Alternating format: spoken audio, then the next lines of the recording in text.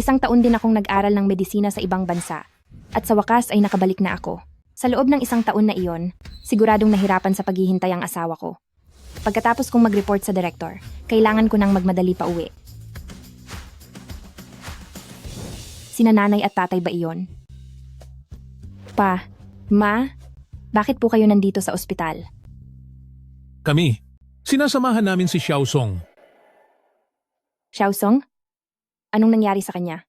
Fei, hindi mabuti ang pakiramdam mo. Mag-iingat ka. Opo, Siya,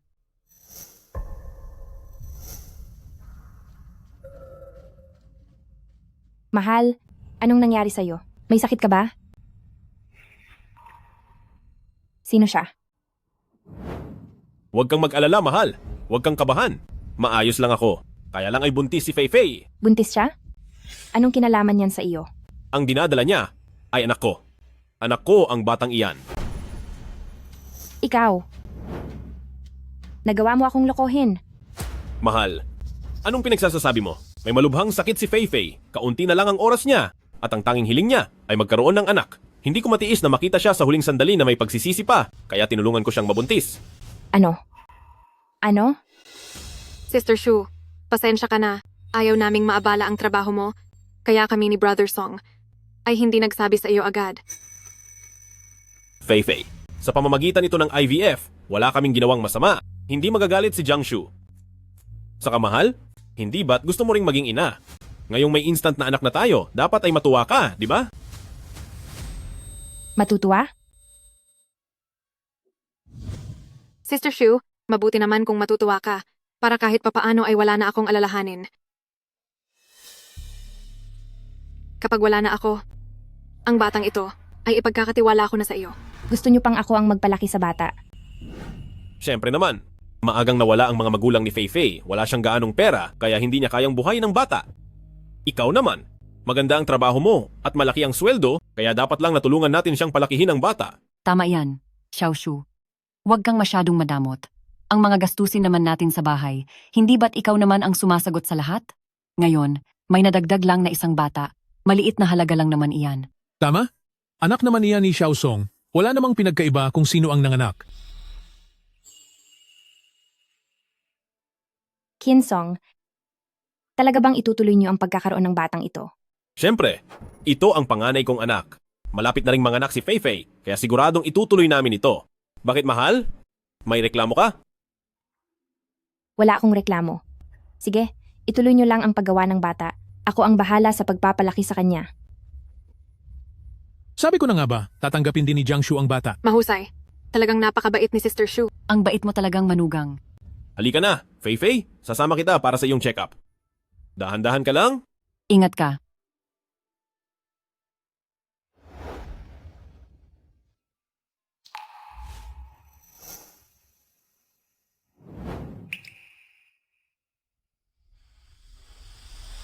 Tinitignan niyo ba si Jiangshu bilang uto-uto?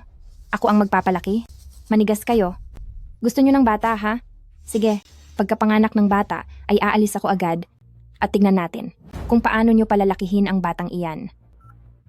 Sir, nakapagdesisyon na po ako. Tatanggapin ko ang misyon para sa Doctors Without Borders. Aalis na po ako.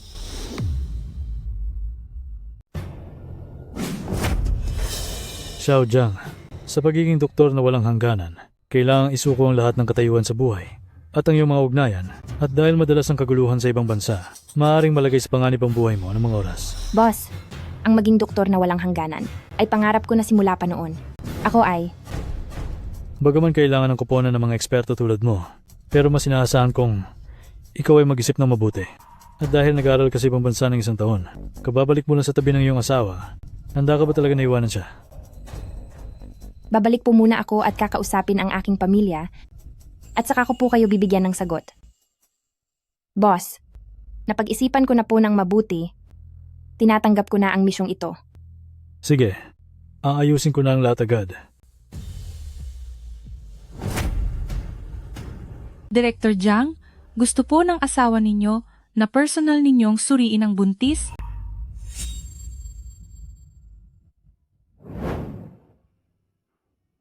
Huwag kang kabahan.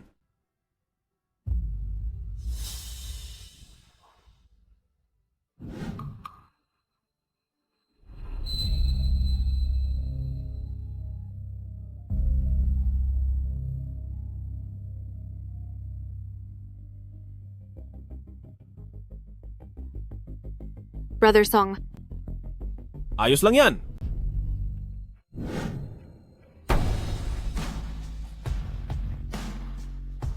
Malusog ang bata. Talaga po? Mabuti naman. Anak, sabik na ang papa na makita ka. Dati, bakit hindi ko alam na gustong-gusto mo pala ang mga bata? Mahal, Bakit? wag na tayong magkaanak, ayaw mo ba? Masyadong mahirap magpalaki ng bata. Maging dink na lang tayo. At sulitin, ang oras nating dalawa lang. Sige. Kung iyan ang gusto mo. Brother Song, pakinggan mo bilis. Parang gumagalaw ang ating anak. Talaga? Papakinggan ko. Ayos, anak? Ang papa to, ang papa mo.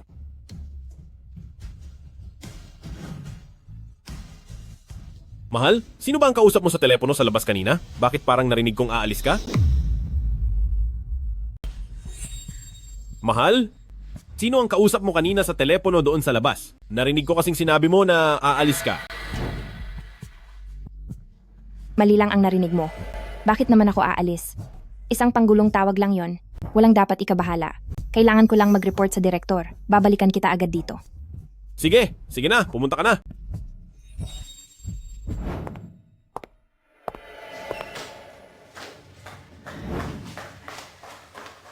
Kumusta na? Maayos naman ang lahat, napakalusog ng bata. Napakabuti naman. Xiao Song, kailangang mapaamo mo ang babaeng si Jiangshu. Huwag mo siyang hahayaang makaalis. Ang apo ko, umaasa lang sa pag-aalaga niya. Kinsong, buong pamilya niyo sa akin umaasa sa pagkain pati na sa inumin. Babawiin ko na ngayon ang lahat. Kapag naisilang na ang bata, ang kakaharapin mo ay ang kawalan ng kahit na ano. Naintindihan ko po, Nay.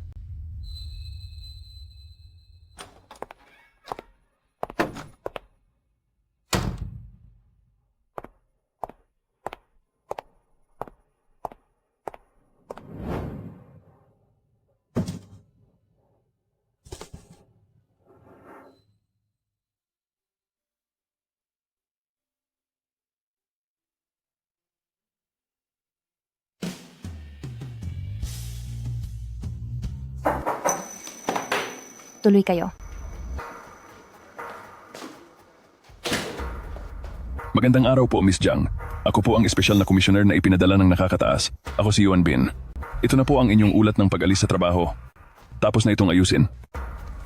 Sige, salamat. At isa pa, ang inyong mga ugnayan sa ibang tao ay naayos na rin.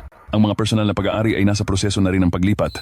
Kaya lang, Ano? ang inyong mga ari-arian ay ganap ng na-liquidate at naibigay na bilang donasyon sa mga institusyon. Tungkol sa asawa nyo. Ito ay, wala ka nang pakialam doon. Lalo namang wala na akong pakialam.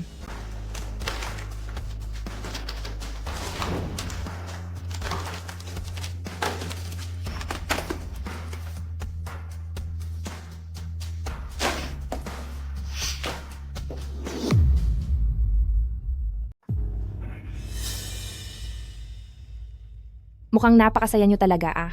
Gusto ko talagang makita na nagdurusa kayo at nagsisisi kung ano ang hitsura nyo. Miss Jiang, makakatulong ang paglalakad-lakad bago manganak pero wag din masyadong mapagod.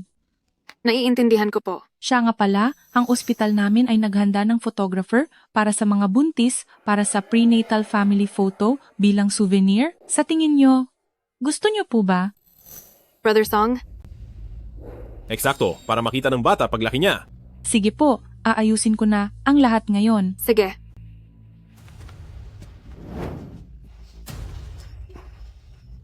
Anong problema, Feifei? Halika, upo ka rito. Ingat. Dahan-dahan lang.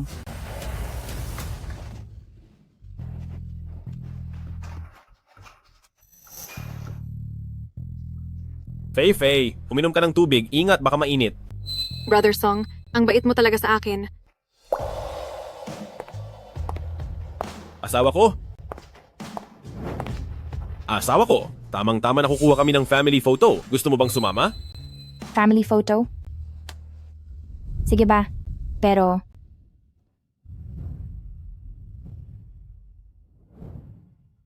may puwesto pa ba ako dyan? Siyempre may pwesto ka rito. Ikaw kaya ang pundasyon ng pamilyang ito? Ang buong pamilya natin. Ikaw ang bumubuhay sa amin. Ikaw ang sentro ng buhay namin. Teka, ito ba ay... Jiangshu, magbibitiw ka na? Magbibitiw ka ba sa trabaho? Magre-resign? Talagang nag-resign ka na. Jiangshu, nawawala ka na ba sa sarili? Happy ka na ng departamento sa isang level 3 grade A na ospital. Mataas ang sweldo, maganda ang benepisyo, at ganoon na lang kagandang trabaho. Binitawan mo. Paano ka pa makakahanap ng maayos na trabaho niyan? Sinong nagbigay sa iyo ng pahintulot na gawin iyan? Jiangshu, umaasa pa kami sa kikitain mo para suportahan ng mga bata. Ngayong wala ka ng trabaho, ano na ang mangyayari sa mga anak ko? Ibig bang sabihin nito, si Kinsong na lang ang mag-isang magtatrabaho para sa pamilya? Kung wala kang pakialam, ako, nag-aalala. Fei, huwag kang magagalit. Makakasama sa bata ang stress mo. Jiangshu, sa totoo lang, hindi naman yata tamang maging makasarili ka? Nag-resign ka na. Ngayon, ano nang mangyayari sa buong pamilya natin? Nagkakamali kayo ng iniisip. Pagkakamali? Anong pagkakamali ang pinagsasabi mo? Sabi mo, prioridad mo ang bata, pero bigla kang nag-resign sa trabaho. Sa tingin ko, hindi mo talaga intensyong magtrabaho para sa bata. Ako, Di ba sinabi ko na sa'yo? Sumailalim kami sa in vitro fertilization, walang anumang nangyari sa amin. Bakit ba hindi mo yon maintindihan? Bakit naging ganyan ka nakamakitid ang utak?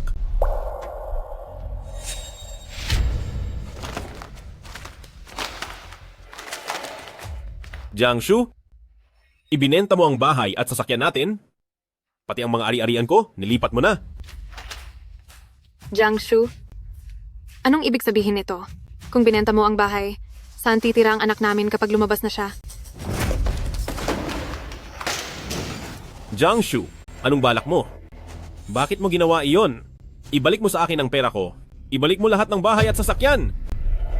Kinsong, huwag kang mag-eskandalo. Inayos ko ang lahat ng ari-arian mo para bumili ng mas malaking mansyon. Pagdating ng panahon, mabibigyan natin ang bata ng mas maganda at mas marangyang kapaligiran.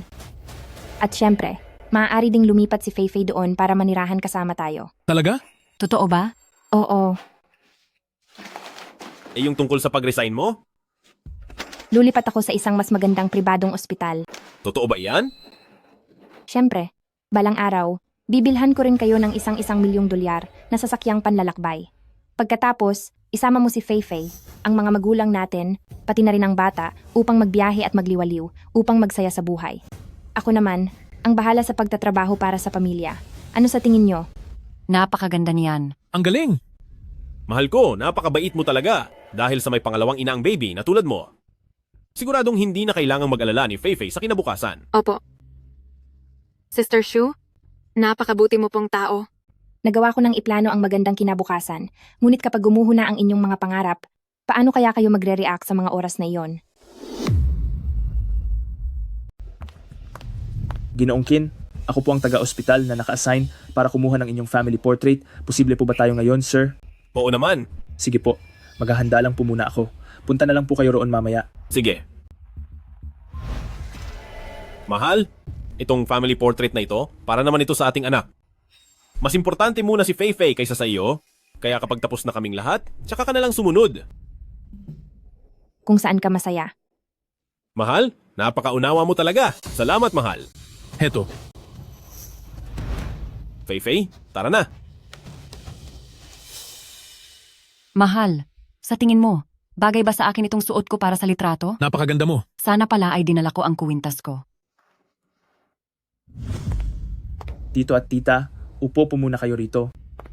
Ginong Kin, kayo po at ang inyong asawa, tumayo po kayo sa likod ni na tito at tita. Ginoong Kin, kayo po at ang inyong asawa, pwede pong magkalapit ng konti. Ayan. Ang ganda talaga nilang tingnan bilang mag-asawa.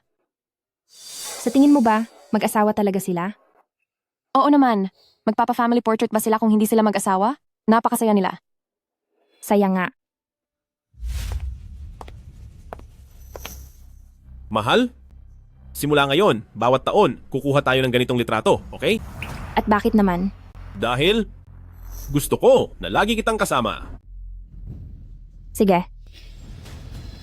Napakasaya nga. Napakasaya, nakakasuka.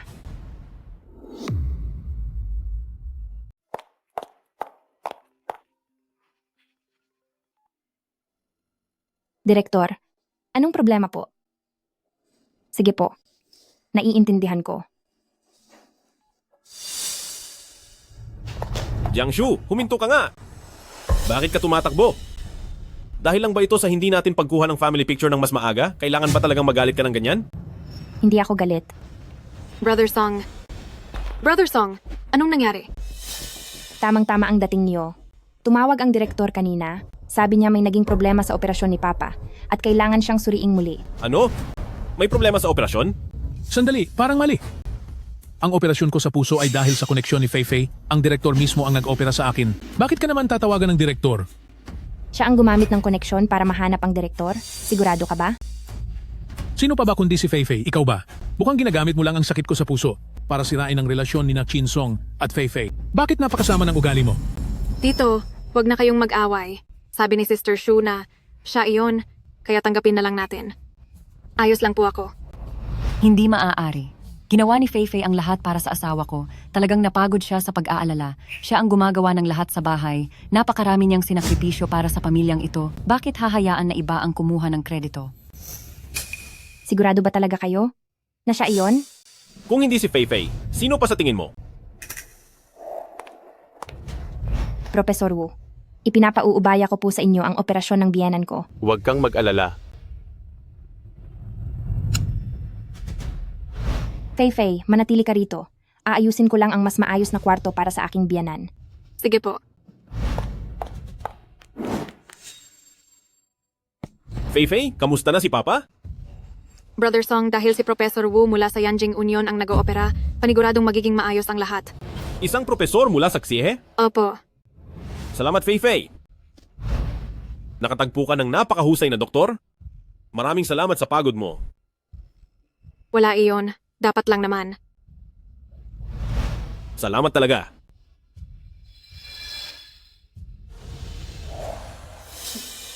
Kin Song, sobrang disappointed na talaga ako sa iyo. Jiangshu, may anak kami ni Feifei, kaya wala kang karapatang magselos. Nitong mga nakaraang taon na busy ka sa trabaho, maging sa mga personal kong gamit o sa mga magulang ko, si Feifei ang laging nagpapakahirap at nag-aasikaso sa lahat. Samantalang ikaw, sa tagal nating kasal, ano na ba ang nagawa mo para sa pamilyang ito? Ako, Feifei. Feifei. Feifei. Anong nangyari sa'yo? Bakit ganito karami ang sugat mo? Ang sakit. Nurse? Doktor. Bilis, dalhin siya sa delivery room.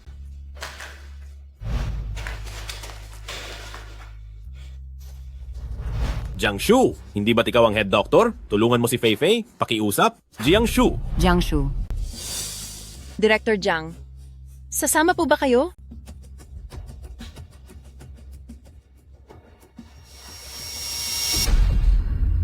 Sige. Bilis. Walang mangyayaring masama, Feifei. Dalian nyo.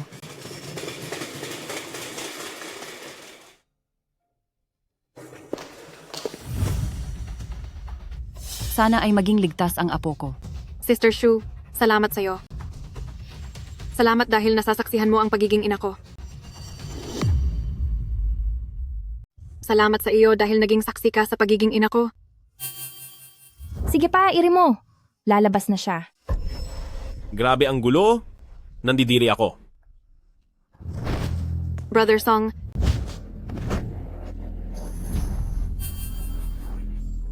ang sakit. Ang sakit-sakit po. Kaya mo yan? Huminga ng malalim? Sige pa. Iri mo lang.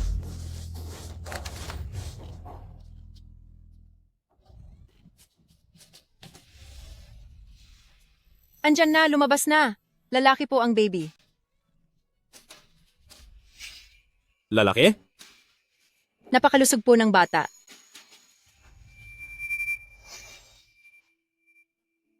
May anak na akong lalaki. Feifei, bilis. Tingnan mo ang anak natin.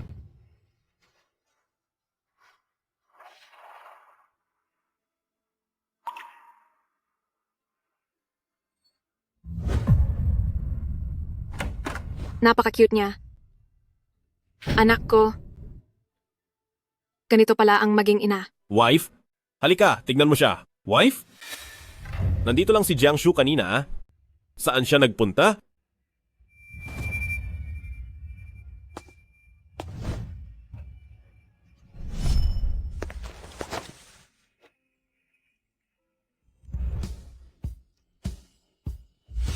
Jiangshu, gusto kitang pakasalan habang buhay at hindi kita iiwan. Jiangshu, pakakasalan mo ba ako? Mag-oo ka na. Sige na, pakasalan mo. Pakasalan mo na siya. Oo, papayag ako. Pero umaasa ako na hindi mo ako bibigyan ng dahilan na alisin ang singsing na to. Pangako.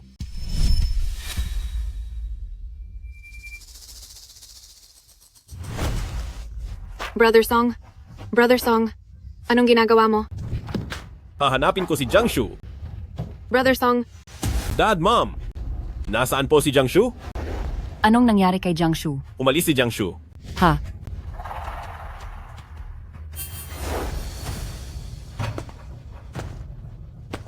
Ginoong Chin, pinapunta ako dito ni Miss Jiang para ipaalam sa iyo na simula ngayon tapos na ang inyong pagsasama bilang mag-asawa. Ang bahay, sasakyan at pera, binawi na silang lahat ni Miss Jiang. Kaya ikaw, wala ka ng kahit ano at kailangan mong umalis ng walang bitbit. Ano? Miss Jiang, may utang na 80,000 dolyar ang iyong hospital account, kaya pakiayos ang bayad agad. 80,000? umalis na si Jiangshu. Sino na ang magbabayad sa ospital? Wala akong mailalabas na pera. Brother Song, gumawa ka naman ng paraan, Brother Song. Brother Song, Nangako si Jiangshu na siya ang mag-aalaga sa amin hanggang sa huli. Bakit niya kami nagawang iwan na lang basta? Hindi ba ikaw ang pinakamahal ni Jiangshu? Bakit siya umalis ng walang paalam? Magsalita ka. Magsalita ka naman. Hindi totoo yan. Hindi iyan totoo. Imposible. Lahat ng iyan ay puro kasinungalingan. Sabi ni Jiangshu ay mamahalin niya ako habang buhay, hindi niya ako hihiwalayan dahil lang doon. Nagsisinungaling ka. Sinungaling ka. Tama na. Mahal ka nga ni Miss Jiang, pero ang pagmamahal niya sa iyo ay may hangganan din. Ibig bang sabihin ay nakipaghiwalay si Jiangshu sa akin dahil sa bata? Hindi maaari. Malinaw na tinanggap na ni Jiangshu ang bata, hindi siya makikipaghiwalay sa akin dahil doon. Tanggap? Bakit naman kailangan? Tanggapin ni Miss Jiang ang batang iyon? ikaw, At ikaw rin? Bakit mo ipinipilit ang pagiging makasarili mo? Kay Miss Jiang? Hindi ito totoo. Kasinungalingan ang lahat. Tumabi kayo? Brother Song, saan ka pupunta? Jiangshu?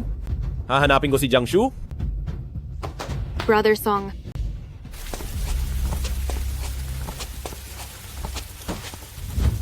Jiangshu, mahal mo ako. Alam kong mahal mo pa rin ako. Huwag kang umalis. Jiangshu!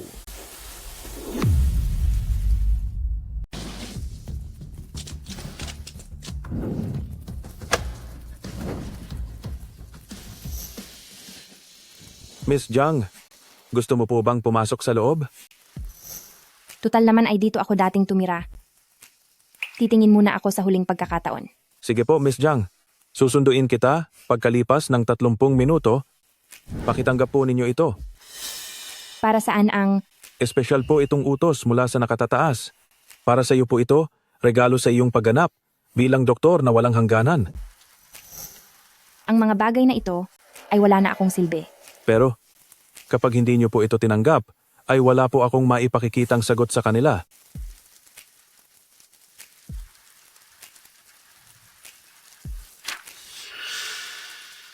Hindi ba ito ang gustong mangyari ni Kinsong?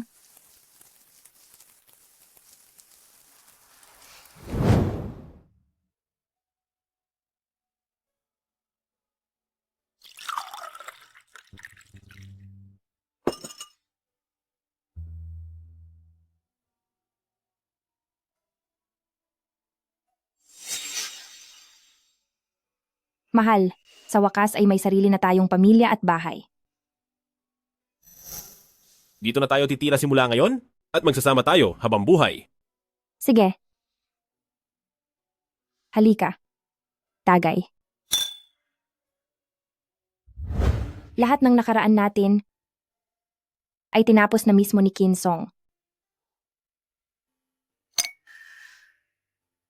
Ano pa ba ang inaalala ko?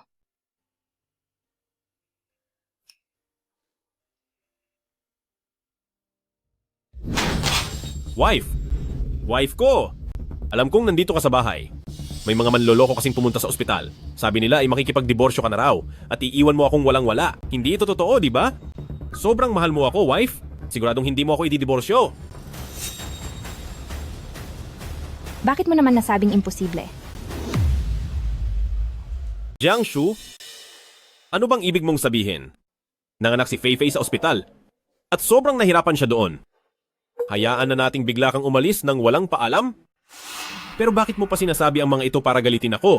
Ano ba talaga ang dahilan? Kahit gaano pa siya nahirapan sa panganganak, ano naman ang kinalaman ko doon? Anak din naman natin iyon. Hindi ba't pinag-usapan na natin na magkasama nating palalakihin ang bata? Asawa ko?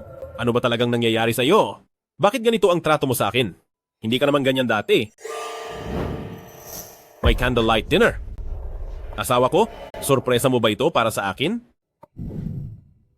Susi ng Maybach, Qingshan Yiju, at bahay sa exclusive subdivision.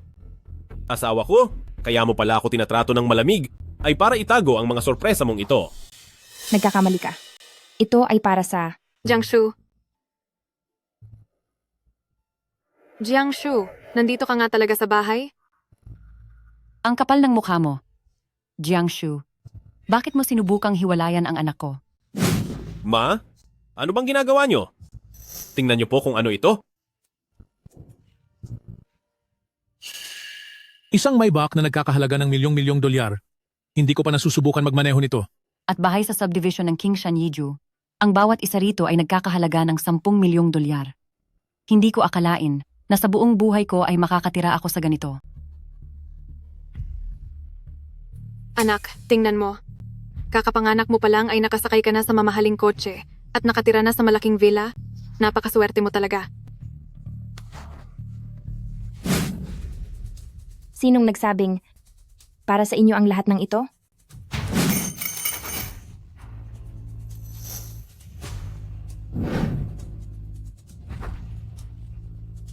Huwag.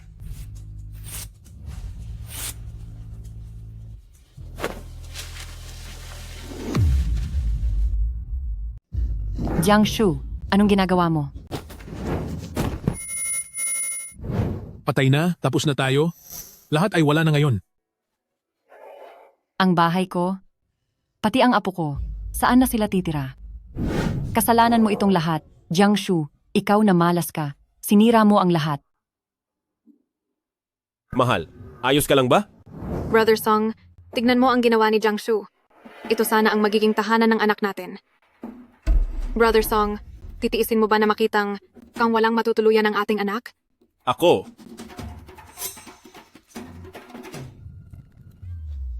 Anak ko, huwag ka nang umiyak. Tahan na anak, narito lang si Daddy. Jiangshu, sumusobra ka na. Ano ba talaga ang balak mo? Kailangang managot ka sa amin ngayon din. Mananagot? Akin ang mga gamit na iyan, kaya kahit anong gawin ko, ito ay nasa desisyon ko. At hindi ko kailangang magpaliwanag sa kahit kanino. Anong sa iyo? Sinungaling ka. Simula nang ikinasal ka sa pamilya ng pamilya Qin, ang buong pagkatao mo ay pag-aari na ng pamilya Qin. Bawat sentimong kikitain mo, pati na rin ang bahay na ito, ay pag-aari ninyong mag-asawa. Tama? Ang bahay at kotseng ito ay pag-aari ng pamilya namin. Sinasadya mong itago ang mga ari-arian nyo. Gusto mo bang itawag kita sa 911 para makulong ka? Makukulong? Sige. Sige, tawagan mo ang mga pulis at ipakulong ako. Jiangshu, anong klaseng ugali yan? Akala mo ba hindi ko kaya? Ikaw, Mahal, anong nangyayari sa iyo? Huwag mo naman akong takutin ng ganyan. Tay, ayos ka lang po ba? Tatay, halika po, maupo muna kayo. Jiangshu, nababaliw ka na ba? Alam mo namang may sakit sa puso si Tito, bakit mo pa siya kailangang galitin ng ganyan? Kapag may masamang mangyari sa kanya, kaya mo bang managot? Pumunta ka doon at humingi ng tawad kay Tito. Kapag may mangyaring masama sa asawa ko, hindi kita mapapatawad. ayoko nang paumanhin niya. Palayasin niyo siya dito. Palalayasin ako? Akin ang bahay na ito. Kayo ang dapat na lumayas. Hayaan mo na. Wala akong oras na makipagtalo sa inyo.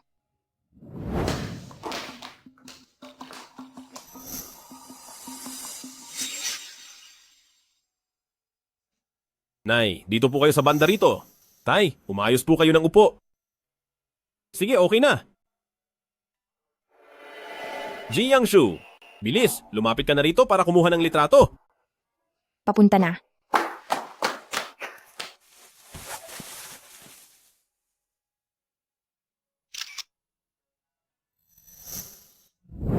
Bakit ganyan ang suot mo para sa litrato? Ang sagwating nan. Luto na ba ang ulam? Kung hindi pa, bilisan mo. Sige po. Nasisiraan ka na ba ng bait matanda ka kapag pinalayas mo siya? Sino na ang mag-aalaga at maglilibing sa atin pagtanda? At ang magiging apo natin, sino na ang magpapalaki sa kanya? Tito? Bakit naman hindi mo muna pinag-iisipan ang sinasabi mo? Pamilya tayo rito. Hindi ba pwedeng pag-usapan ng maayos ang lahat? Brother Song, bilisan mo at amuin mo si Jiangshu. Masisira ang pamilyang ito kapag wala siya. Bilis na, Brother Song. Jiangshu, hindi ka pa ba tapos sa pag-iinarte mo? Tingnan mo, inatake na sa puso si tatay dahil sa galit sa'yo. Ano ba talagang gusto mong mangyari? Kung may naiisip ka man, pwedeng sabihin mo na ng diretsahan? Gusto mo ng diretsahan, ha? Sige, sasabihin ko sa iyo, Kinsong. Gusto ko nang makipagdiborsyo sa iyo. Gusto kong umalis ka nang wala kahit anong dala.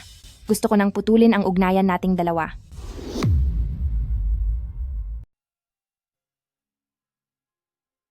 Gusto ko nang putulin ang ugnayan natin. Tapos na tayo. Hindi maaari. Hindi ito mangyayari. Jiangshu, tumigil ka. Ipaliwanag mo sa akin ang lahat. Jiangshu, tumigil ka, sabi. Jiangshu, tinatanong kita. Totoo ba na gusto mo na akong hiwalayan? Oo. At ang sinabi mo na aalis ako ng walang bitbit kahit ano, totoo rin ba? Tama ka. Bakit?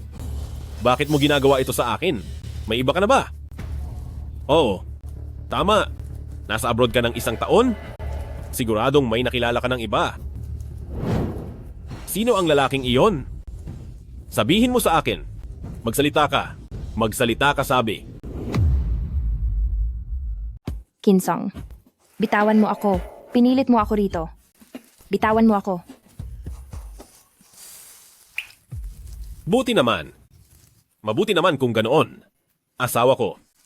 Nangako ka sa akin na mamahalin mo ako habang buhay. Mahal, sabi mo. Mananatili ka sa tabi ko. At saka, isa pa. Bubuo pa tayo ng pamilya at mag-aalaga ng mga anak. Hindi mo ako iiwan, di ba? Mahal. Magsalita ka. Sumagot ka.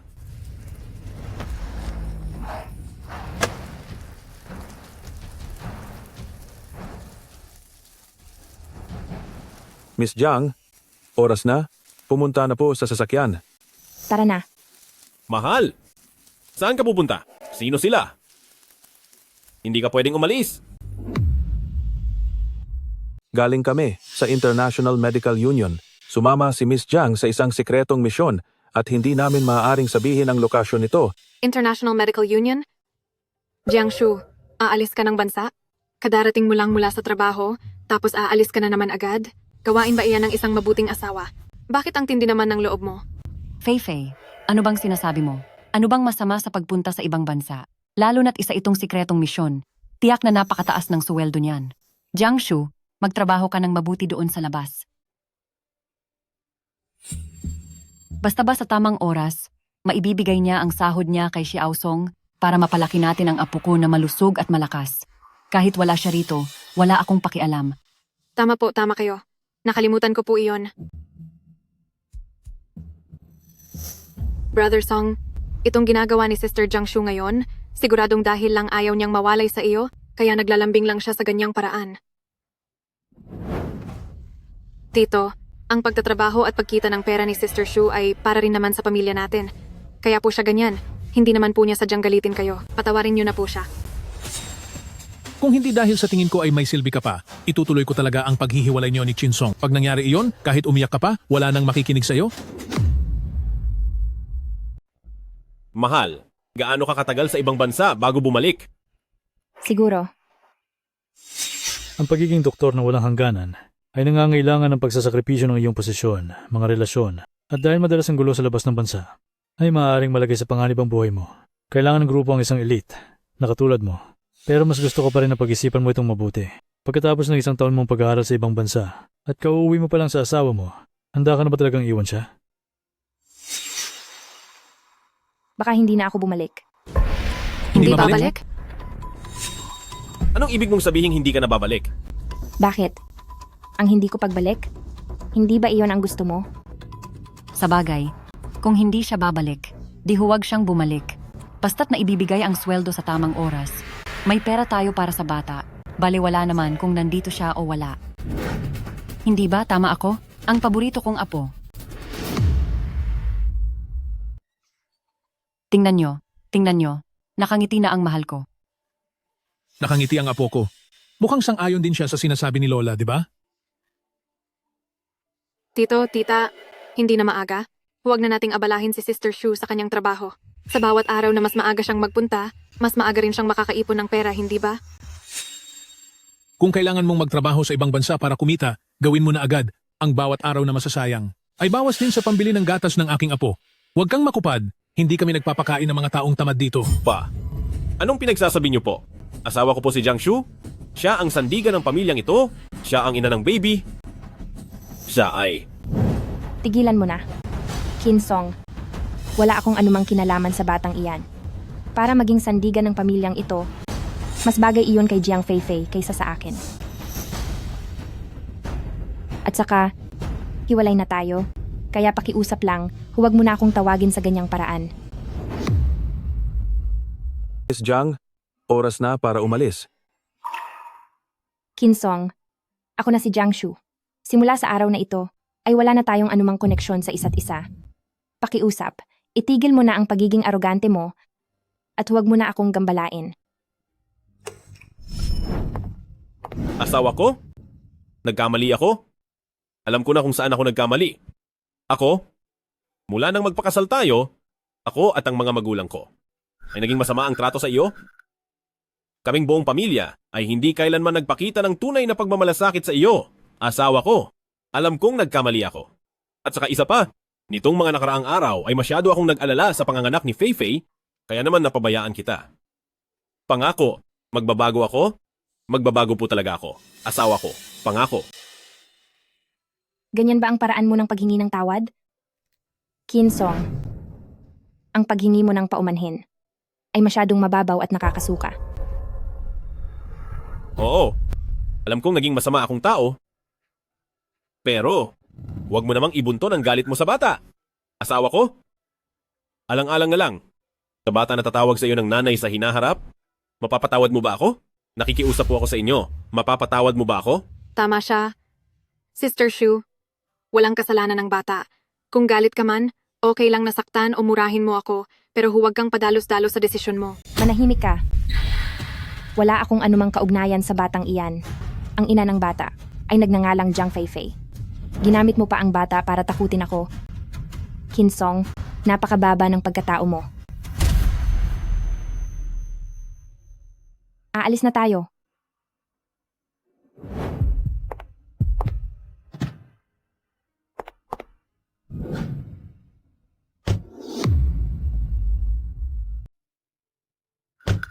Mahal. Mahal. Mahal. Mahal. Mahal. Humingi na ako ng tawad. Bakit kailangan mo pang gawin ito? Jiang Shu? Bumalik ka? Bumaba ka ng kotse? Bumaba ka riyan. Jiang Shu? Jiang Shu. Bumalik ka, Jiang Shu. Miss Jiang, kailangan ba nating? Maayos lang ako. Huwag kang hihinto. Tara na. Sige po. Jiang Shu. Bumalik ka, Jiang Shu. Anak, kawawa naman ang anak ko. Jiang Shu kang walang hiya ka. Tingnan mo ang ginawa mo sa anak ko. Brother Song, anong nangyari sa'yo, Brother Song? Wala ka talagang silbi. Bilis, tulungan niyo siyang tumayo. Brother Song. Brother Song. Brother Song, anak. Anak! Anak. Anak! Brother Song.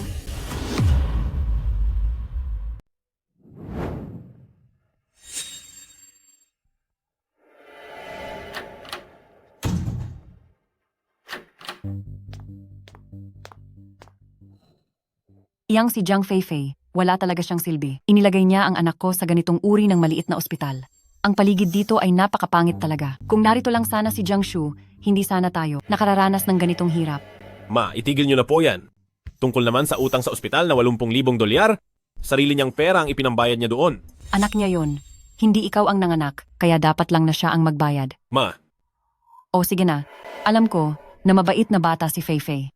Ang lahat ng ito ay kasalanan ni Jiangshu. Magandang araw. Hindi mahagilap ang numerong tinatawagan niyo sa ngayon. Ang masamang babaeng si Jiangshu na to, hindi sumasagot ng tawag at hindi malaman kung nasaan na siya. Kinuha na nga niya ang kotse at bahay at nang tiningnan ko kanina sa loob ng bangko ni Singkong Duling ay wala siyang iniwan sa atin. Gusto niya yata tayong mamatay sa hirap. Hemp, kapag nahuli ko talaga ang walang hiyang babaeng iyan na nangiwan ng pamilya, asahan niya, nakakamutin ko ang mukha niya. Hinding-hindi ko siya papatahimikin. tumigil ka na? Nag-iinarte lang si Jiangshu. Naniniwala ako na hindi magtatagal. Babalik din siya para hanapin ako. Personal niyang ibibigay sa akin ang bahay, pati na ang kotseng Maybach. Sa akin lahat iyon. Mangyayari iyon.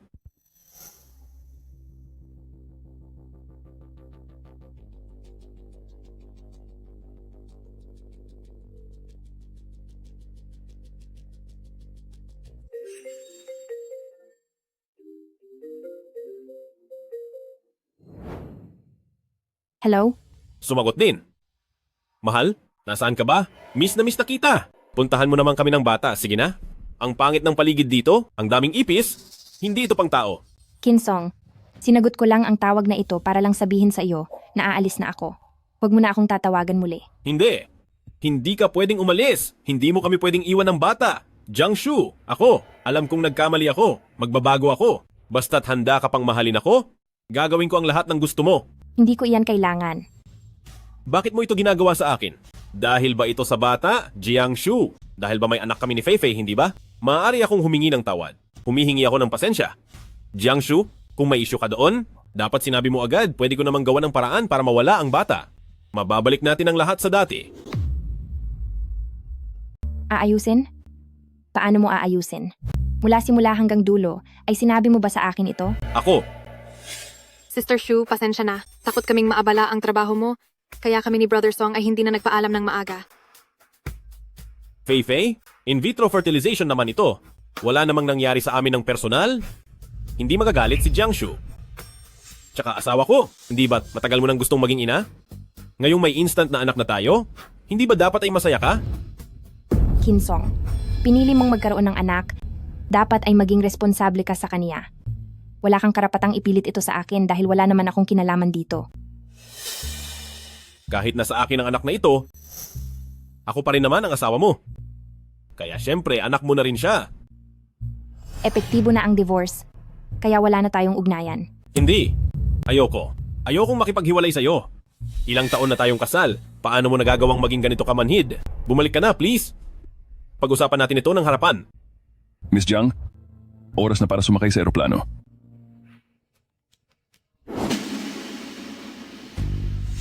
Ah, anak ko, anong ginagawa mo? Jiangshu, hindi.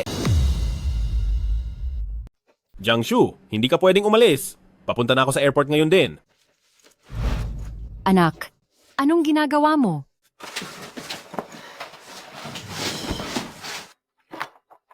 Brother Song, Valentine's Day ngayon. Tumabi kayo.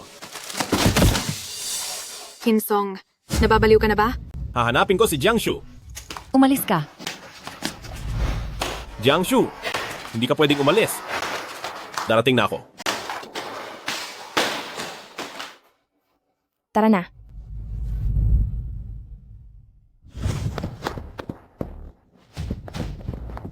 Kuya, pasensya na po.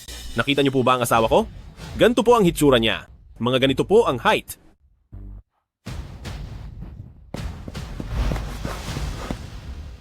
Mahal, sa pagkakataong ito, alam ko na ang pagkakamali ko. Pakiusap, wag mo akong iwan.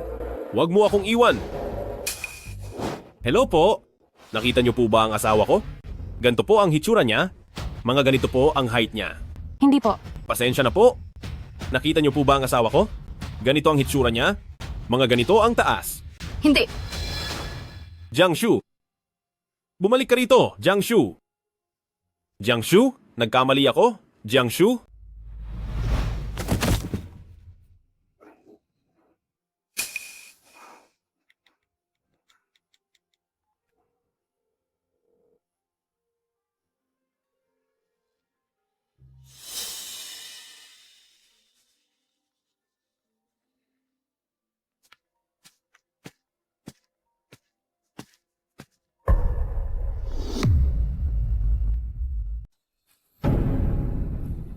Mahal, happy anniversary po.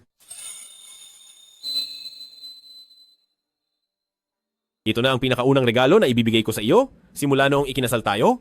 Simula ngayon, ito na ang magiging paraan ng ating komunikasyon. Sige. Sa tuwing gagamitin ko ito, lagi kitang maaalala. Kahit ang regalong ibinigay ko para sa Valentine's, nawala mo pa. Sabi mo ay mamahalin mo ako habang buhay? Isa kang mambubudol. Nagsisinungaling ka. Anak, Xiaosong, tumayo ka. Brother Song, Xiaosong, nasaan na ba si Jiangshu? Nahanap mo ba siya? bakit ka ba nakatitig sa sirang cellphone na iyan?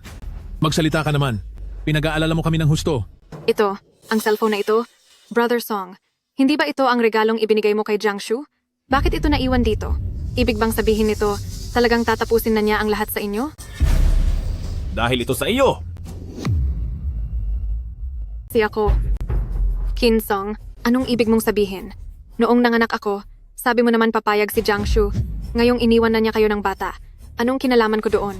Hindi naman ako ang nagpaalis sa kaniya. Oo nga, Xiaosong. Si Jiangshu ang may kasalanan dahil binaliwala niya ang pagsasama ninyo at piniling iwan ka na lang. Sa nangyaring ito, bakit si Fei ang sisisihin mo? Dahil nga sa kaniya, kaya naging... Dahil sa ano? Kasi ang pinaka-importante ngayon ay maghanap ng paraan para makita si Jiangshu, hindi ang mag-away dito. Total, ang buong pamilya natin ay sa kaniya umaasa para mabuhay. Tama ka, Brother Song. Lahat ng pwedeng utangan ay nautangan ko na. Ngayon, ay talagang wala na kaming pera. Kapag hindi pa natin nahanap si Jiangshu, hindi lang tayo, pati ang pambili ng gatas ng bata ay magiging problema na. Ikaw. Pero nakasakay na. Sa eroplano si Jiangshu. Saan ko pa siya hahanapin? Tanungin mo kaya ang mga kaibigan niya. Mga kaibigan? Kaibigan? Kaibigan? Bilis, Wala pala akong kahit isa. Kahit kailan ay hindi ko man lang naitanong kung sino ang mga kaibigan ni Jiangshu. Wala man lang ako ng mga numero nila. Ano? Ikaw? Sa klaseng asawa na pinapakita mo, hindi nakakapagtaka kung bakit ayaw na sa'yo ni Jiangshu. Tumahimik ka nga. Tama na yan. Anong silbi ng pag-aaway nyo ngayon? Sa ospital? Pumunta tayo sa ospital. Ang mga katrabaho at boss niya, siguradong alam nila kung nasaan si Jiangshu. ay tama po kayo. Tama ang sinabi ni Matanda. Tara, pumunta na tayo sa ospital ngayon. Alamin natin kung nasaan si Jiangshu, pabalikin natin siya. At maayos na humingi ng tawad, humingi ng pasensya para makapagsama na kayo ng maayos sa susunod. Jiangshu! Hahanapin kita kahit anong mangyari. Tara na. Alis na tayo.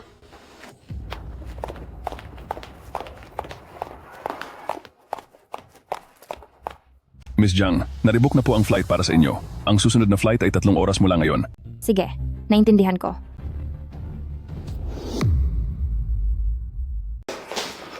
Direktor, nagmamakaawa ako. Sabihin niyo sa akin, hindi ko kayang mawala ang asawa ko. Hindi ko alam. Hindi nyo alam? Paano mangyayari iyon? Kayo ang nakakataas kay Jiangshu. Paano nyo hindi malalaman kung nasaan siya? Malinaw na ito ay sinasadya niyong itago sa amin. Gayong kayo ang biyenan niyang babae, kayo naman ang biyenan niyang lalaki. At ikaw naman ang asawa niyang nakakasama niya sa lahat. Kayong lahat ang mga pinakamalapit sa kanya pero hindi niyo alam kung nasaan siya. At heto kayo. Tinatanong niyo ako na walang kinalaman. Hindi ba nakakatawa iyon? Direktor, alam ko na po ang pagkakamali ko. Ako ang dapat parusahan, dapat akong magbayad. Direktor, sa ngayon, ay gusto ko lang na mahanap agad si Jiangshu. Pakiusap? Bigyan niyo ako ng pagkakataong bumawi sa kanya, Direktor po. Babawi? Ang tingin ko, gusto niyo lang siyang mahanap para patuloy niyo siyang pagsamantalahan. Si Jiangshu ay maraming isinakripisyo sa inyo. Wala ba kayong konsensya? Siya ngayon ay nagpasya ng mamuhay para sa kanyang sarili. Ngayon, pakiusap, lumabas na kayo, huwag niyo nang gambalain ang maayos na takbo ng ospital na ito. Hindi. Ako, wala akong ginawang ganon. Nagpapalusot ka pa. Sina Jiangshu at pamilyang Gu, inalagaan ang mga biyanan niya at ang lahat dito sa ospital, alam ang lahat ng iyon. Noong 1 taon, noong nasa ibang bansa siya para mag-aral, kahit sapatos ay hindi niya mabili. Maging ang mga kasama niyang banyaga ay pinagtawanan na siya. Kumusta, Dra? Jiang? Nakita mo ba? Sirang-sira na ang sapatos ni Dra? Binigay ni Dra. Jiang ang lahat ng pera niya sa kanyang asawa. Hindi na niya naisip ang sarili niya. Si Jiangshu, naging sobrang matipid. At sa tuwing kumakain sa kantina, pinakamurang kanin at gulay lang ang ino-order niya. Sobrang payat na niya. Butot balat na siya.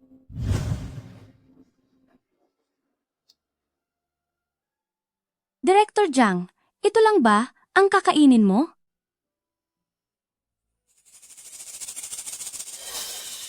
Director Jiang?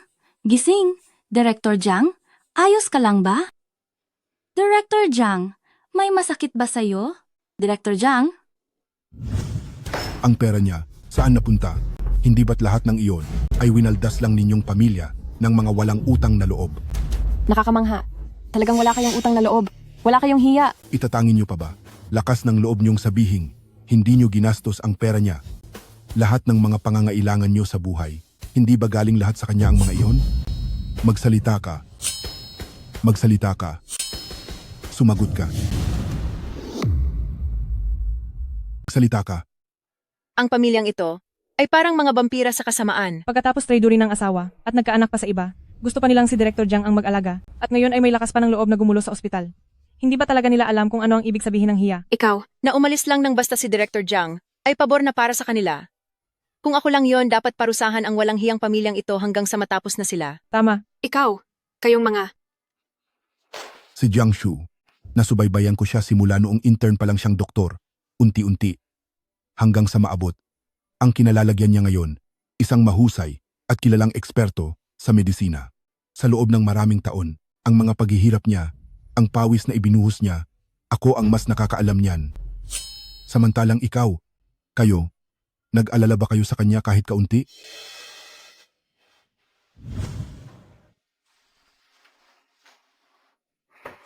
Ano bang hinahanap mo dyan at kalat ng kalat ka? Napakamaingay.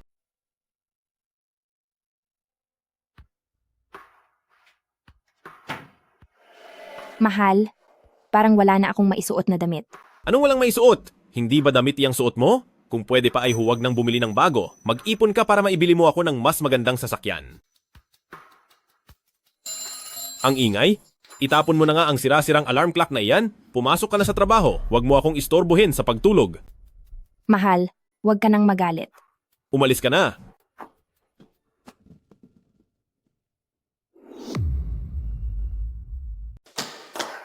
Pa, Mahon, halikayo, kain na. Kain na tayo, kain na. Tara ma, kain na.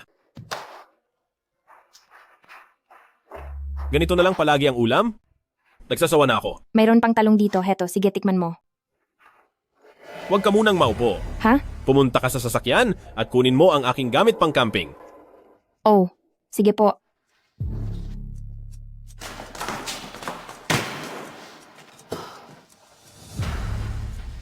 Hoy, asawa ko.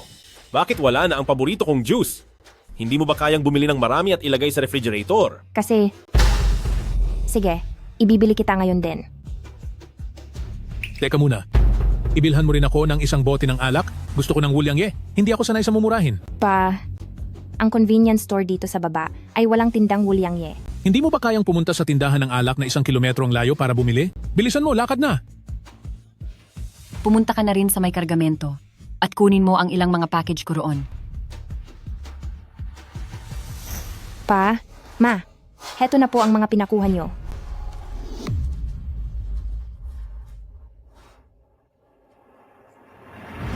Nang magpakasal sa akin si Jiangshu, totoong marami siyang pinagdaan ng hirap habang ako ay hindi man lang siya pinahalagahan kahit kaunti.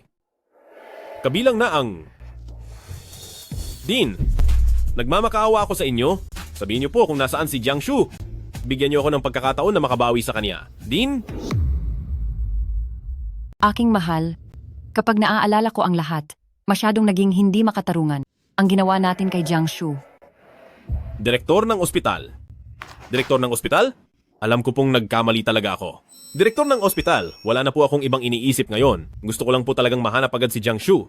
Kahit na makahingi lang ako ng tawad sa kanya, ayos na po sa akin. Direktor ng ospital, nagmamakaawa po ako sa inyong sabihin sa akin kung nasaan siya. Direktor ng ospital.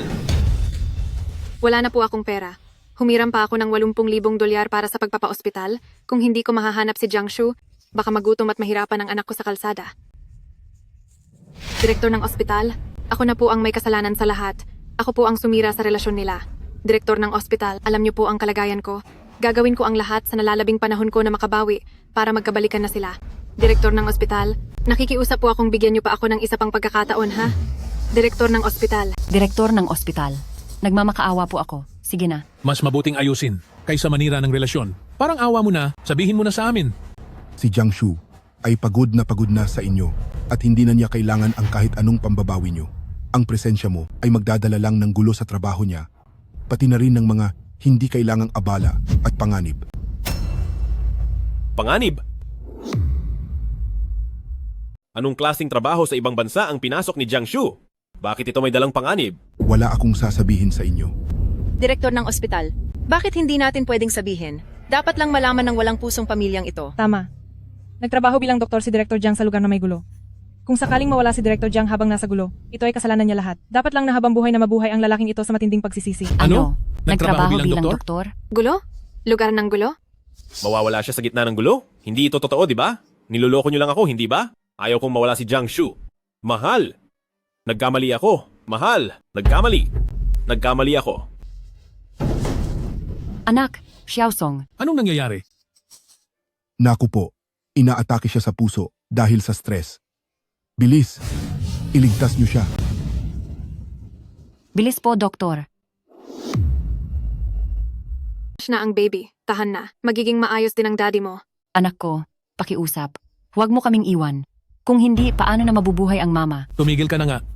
Nahihilo na ako sa pagatungal mo. Ang anak mo ay malubhana ang sakit sa puso. Pero parang wala kang pakialam at hindi ka man lang nag-aalala. Tatay ka ba talaga niya? Anong magagawa ng pag-aalala ko? Hindi naman ako doktor. Saka isa pa, hindi ba naoperahan din ako sa puso noon? At hanggang ngayon ay maayos pa rin ang lagay ko. Sana ay narito si Jiangshu. Ngayon mo lang naisip ang banggitin si Jiangshu. Bakit hindi mo iyan ginawa noon pa? Anong ibig mong sabihin?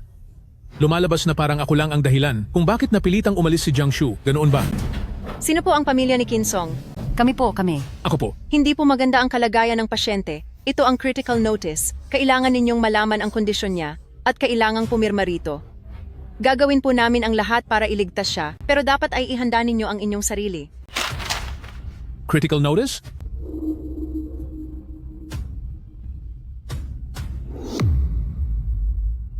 Anak ko. Ang anak ko. Magkano naman ang gagastusin dito? Para sa gamot at mga kagamitan, aabot po ito ng mga $100,000. Ha? Ano? $100,000? Anong klaseng gamot ba ito? At bakit napakamahal nito? Ito ay isang imported na espesyal na gamot. Para ito mailigtas ang buhay niya. Ililigtas niyo ba siya o hindi? Ililigtas namin. Ililigtas namin. Siyempre gusto namin siyang iligtas. Pero, saan naman kami kukuha ng ganoon kalaking pera? Fei-Fei. Fei-Fei. Fei-Fei. Tawagan mo na ang mga kaibigan mo para mangutang ng pera at iligtas ang ating Xiaosong. Sige na. Tita, huwag niyo na po akong pahirapan. Iyang $100,000 na iyan. Kahit ibenta niyo pa ako, hindi pa rin naabot ang halaga ko riyan. Jiang Fei-Fei, anong klaseng pananalita iyan? Anong ibig mong sabihin? Wala ka nang pakialam sa kalagayan ng anak ko, ganoon ba? Tahan na, baby. Huwag ka nang umiyak. Tito, huwag naman po kayong sumigaw. Natatakot ang bata. Tito, tita, hindi sa ayaw kong tumulong. Alam niyo naman po ang sitwasyon ko. Wala na akong mga magulang, wala rin akong pera, at may malubha pa akong karamdaman. Talagang wala na akong kakayahan. Anong ibig mong sabihin wala kang kakayahan? Noong nandito pa si Jiangshu, hindi kami kailanman nag-alala sa pera. Kung ganoon pala, bakit hindi niyo hanapin at pabalikin si Jiangshu? Ikaw. Kung hindi dahil sa iyo, at sa pagpipilit mong magkaanak kay Xiaosong, bakit madadamay ang pamilya namin sa gulong ito? Ngayong sasabihin mong wala kang kinalaman, sa tingin mo ba ay makakalusot ka ng ganoon lang? Tita, hindi ko po sinusubukang takasan ito. Si Brother Song ang tunay na ama ng anak ko, pero nakabayad na ako sa ospital ng $80,000 na utang. Wala na talaga akong pera ngayon. Ikaw ang nanganak sa batang ito, hindi ba't ikaw dapat ang magbayad? Opo, dapat po akong magbayad. Pero ang $100,000 na iyon ay talagang wala ako ngayon. Kahit paparusahan niyo ako, wala talaga akong maibibigay. Wala talaga akong pera ngayon. Ikaw ang nanganak sa batang ito, kaya hindi ba't dapat ikaw ang magbayad nito? Oo, dapat talaga akong magbayad. Pero itong $100,000, wala talaga ako niyan sa ngayon. Kahit pa anong parusa ang gawin niyo sa akin. wala talaga akong maibibigay. Saka, ang batang ito, ay kusang loob na ginusto ni Kim Song na magkaroon kami at hindi ko siya pinilit. Ngayong may nangyari sa kaniya, bakit ako ang sinisisi niyo? Anong sinabi mo? Mahal ko, okay ka lang ba? Sir, kumalam po kayo. Kung hindi dahil sa iyo, kung hindi dahil sa batang ito, hihiwalayan ba ng anak ko si Jiangshu? Sinira mo siya. Sinira mo ang pamilya namin? At nakukuha mo pang magsalita ng ganyan? Wala kang konsensya. Tignan natin kung hindi kita matapusan ngayong araw.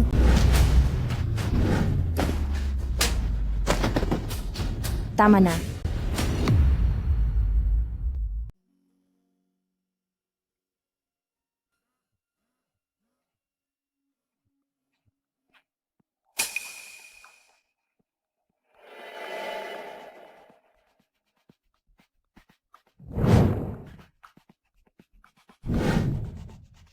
Sige, naintindihan ko.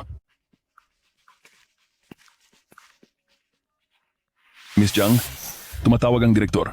Ginoong Qin, may nangyaring masama. Jiangshu, alam kong hindi tamang tawagan ka, pero inatake sa puso ang dating asawa mo at nawalan din siya ng malay. Delikado ang lagay niya. Walang magawa ang lahat dito sa ospital. Ikaw lang ang tanging makakaligtas sa kanya. Babalik ka ba? Director Jiang, Jiangshu, pakisuyo, iligtas mo si Xiao Song. Nagmamakaawa ako sa'yo. Iligtas mo siya. Bilis. Nagmamakaawa ako.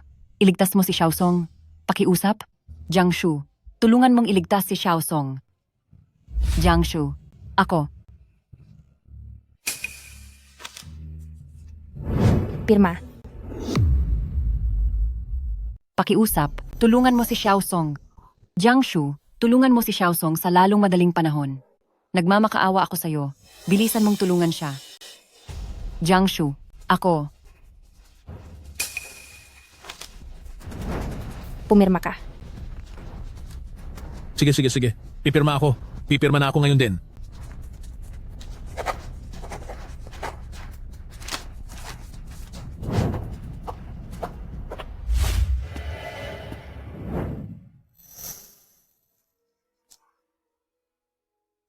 Tito Tita, nakabalik na si Jiangshu, maililigtas na si Brother Song. Sino ba ang tinatawag mong Brother Song? Umalis ka sa harap ko. Matanda, ayos ka lang ba? Matanda. Doktor, bilis. Tumawag kayo ng tulong, doktor.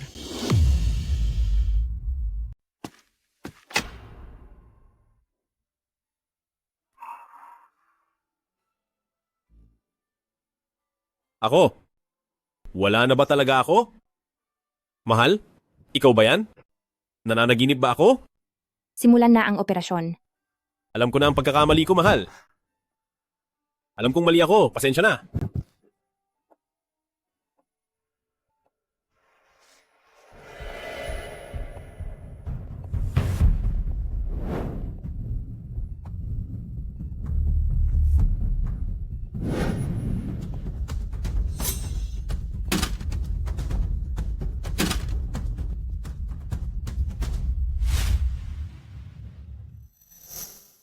Mabuti ang pagaling ng pasyente.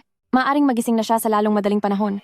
Siguraduhin lang na iwasan ang mabibigat na galaw, pati na ang labis na bugso ng emosyon. Salamat po, Doktor.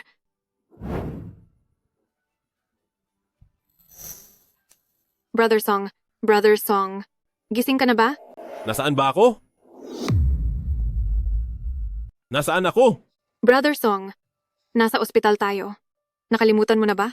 1 linggo na ang nakalipas nang bigla kang atakihin sa puso, halos mawala ka na sa amin. Atake sa puso? Jiangshu. Jiangshu. Nasaan ka, Jiangshu?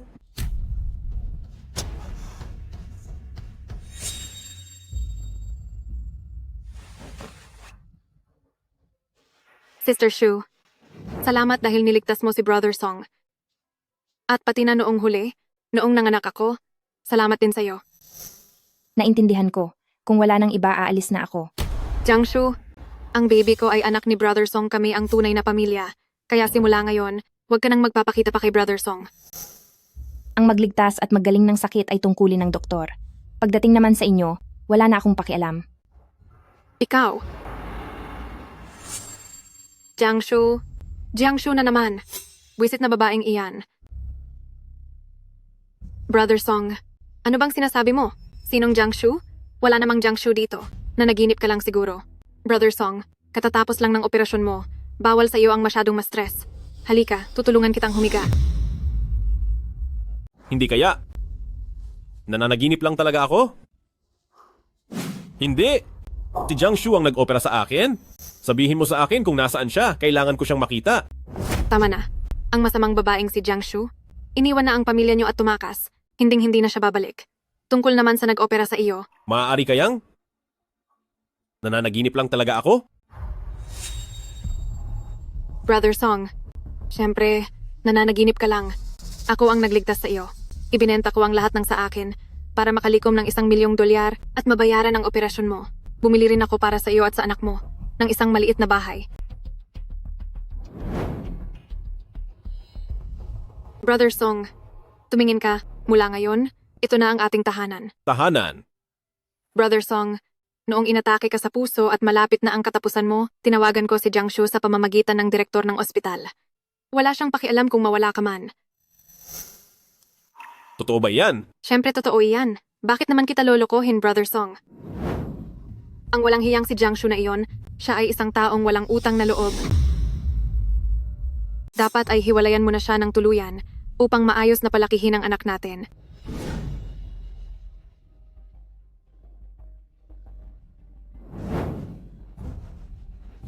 Brother Song, ang ating anak ang tanging maaasahan mo sa hinaharap. Dumadaloy sa kanya ang ating dugo. Kaya siguradong hindi kanya pababayaan, Brother Song. Fei, tama ang sinabi mo? Ang taong tulad niya na walang pakialam sa sitwasyon ko ay hindi karapat-dapat na panghinayangan. Dapat ay matagal ko nang nilimitahan ang ugnayan sa kanya. Brother Song, tama yan. Halika. Tingnan mo ang ating anak, ang sigla niya. At kapag lumaki na siya, siguradong magkakahawig kayo. Baby. Si Papa ito. Baby. Nasaan po ang mga magulang ko? Bakit ang tagal na? Ay hindi ko pa rin sila nakikita. Sila ay... Anong nangyari sa kanila? Magsalita ka.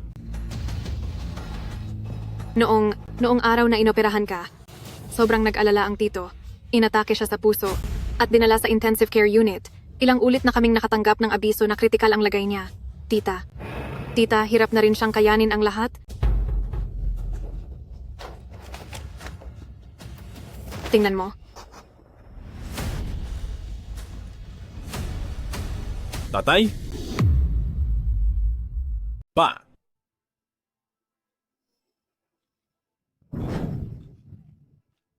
Brother Song, Pa.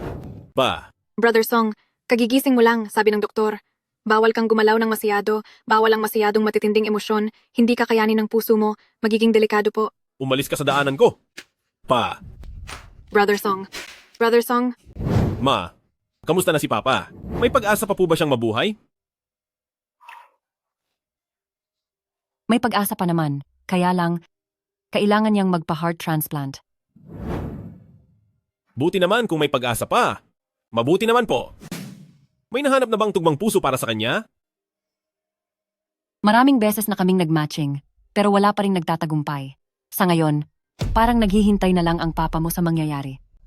Bakit humantong sa ganito? Pa? Naririnig mo po ba ako? Pa, sumagot ka naman po, Pa. Huwag kang mag-alala. Pagbabayaring gagawin ko ang lahat para iligtas ka. Ibibigay ko ang sarili kong puso para sa inyo, Pa. Bibigay ko po ang sarili kong puso sa inyo, Papa. Brother Song, ano ba ang sinasabi mo? Xiaosong, huwag ka namang gumawa ng kahit anong padalos-dalos na bagay. Kahit ano pang gusto niyang gawin, ay wala rin siyang pagkakataon.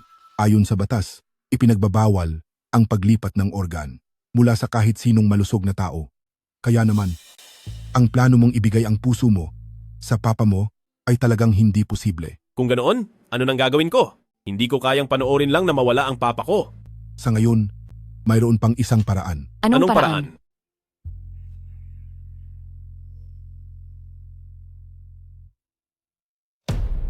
Ano? Bakit kayo nakatingin sa akin? Mayroon akong malalang sakit at hanggang 6 na buwan na lang ang itatagal ko. Ang puso ko ay hindi niya rin magagamit. Miss Jiang, ang puso mo at ang sa matandang Ginoong Chin ay may mataas na tugma at base rin sa report na lumabas, ang mga kumakalat na masasamang sel sa katawan ni Miss Jiang ay hindi pa nakaaapekto sa kaniyang puso, kaya maaari pa rin itong gamitin sa transplant. Sa kasalukuyang teknolohiya sa medisina, ang malalang sakit na ito ay wala pa, talagang lunas. Kaya bago pa man dumating ang huling sandali, makagagawa ka pa ng kabutihan. Hindi ba mas mabuti iyon? Kaya naman, bago mawala ng tuluyan, gumawa ka naman ng mabuti para sa iba. Bakit hindi mo ito gawin? Hindi. Ayokong mag-donate. Hindi ako magdo-donate. Jiang Feifei, kasalanan mo ang lahat. Ikaw talaga ang dahilan kung bakit nagdurusa ang tatay ko. Ang nangyari sa kanya ay dahil sa iyo. Ikaw ang humanap ng doktor na iyon. Dapat mong pagbayaran ang nangyari sa tatay ko. Huwag kang umasa. Xiaosong, Kayo ang tanga. Kailanman ay hindi ko sinabing inuutusan ko ang direktor ng ospital na operahan ang tatay mo, di ba? Ibinibintang niyo lang sa akin ang lahat. Ngayon naman ay balak niyong isisi sa akin ang gulong ito? Hinding-hindi mangyayari iyan. walang hiya ka. Paano mo nagagawang sabihin ang mga bagay na iyan? Paano mo natatratong ganyan ang tatay ni Xiaosong? Isang matandang walang kuwenta. Wala na siya. Anong kinalaman ko doon? Anong walang kinalaman? Dati ay mapilit ka pa na magkaroon kayo ng anak ni Xiaosong. Sinira mo ang pamilya namin. Tulungan mong mailigtas ang tatay ni Xiaosong. Ano ba ang problema? Umalis kayo sa harap ko. Ma! Inay! Inay! Anong nangyari sa inyo? Inay! Nay! Nay! Anong nangyari sa inyo? Nay! Isang walang muwang na mag-ina. Huwag mong sabihing 6 na buwan pa akong mabubuhay. Dahil kahit mawala na ako sa mundo, o may 1 buwan pa ako, o 1 araw, huwag niyong asahan na tutulungan ko siya, at huwag niyong asahang ako ang magpapakasakit para sa kanya. Jiang Feifei? Paano mo nagagawang maging ganito kalupit? Jiang Feifei, tumigil ka. Ang anak. Ayaw mo na ba sa anak mo? Gusto mo ba akong takutin gamit ang bata? Kung gusto mo, kunin mo siya. Tutal, ang batang ito, kahit sino pa ang magpalaki sa kanya, sa huli, ang dugo ko pa rin ang nananalaytay sa kanya. Kapag wala na ako, magpapakita pa rin siya ng paggalang sa puntod ko, hindi ba? Ikaw! Walang hiya ka! Napakasama mong babae. Mali ang minumura mo. Hindi ako ang dapat mong murahin, kundi ang sarili mo. Maging ang tatay mo man na ngayon ay nasa ospital at kritikal ang lagay, o si Jiangshu na nakipaghiwalay at iniwan ka, lahat ng ito ay dahil sa iyo. Ikaw ang nagtaboy sa kanila. Pero mabuti na lang, nagising na si Jiangshu sa katotohanan. Dahil kung hindi, ay talagang malalason ang buhay niya ng isang taong walang utang na loob na tulad mo.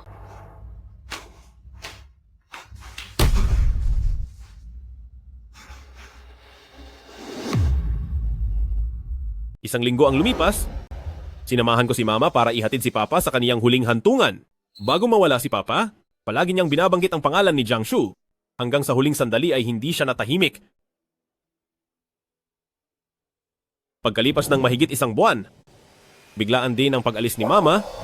Hindi man lang ako binigyan ng pagkakataong huminga dahil sumunod na agad siya kay Papa. Ang hindi ko inaasahan ay katulad siya ni Papa, hindi rin niya malimutan si Jiangshu. Papa? Mama? Alam ko kung bakit niyo iniisip si Jiangshu dahil hindi lang kayo ang may kasalanan at may utang sa kaniya. Hahanapin ko talaga siya. Ma. Kinsong. Payagan mo na akong makita ang bata kahit saglit lang, pwede ba? Ako ang tunay na ina niya. Kinsong.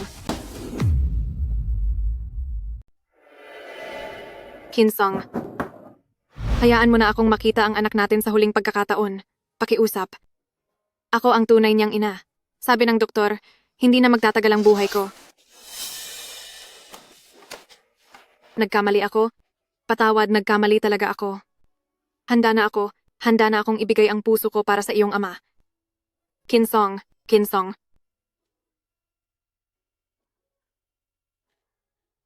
Ito na ba ang bunga ng sarili kong mga pagkakamali? Kinsong. Baby, huwag kang makikinig sa mga kasinungalingan ng babaeng iyan. Hindi mo siya ina. Ang tunay mong nanay ay isang sikat na bayani.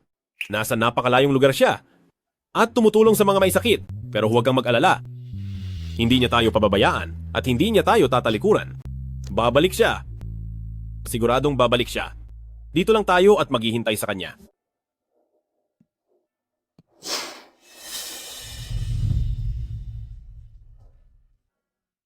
Jiangshu? Miss na kita. Kailan nga ba kita muling makakasama? Maayos ba ang lagay mo ngayon?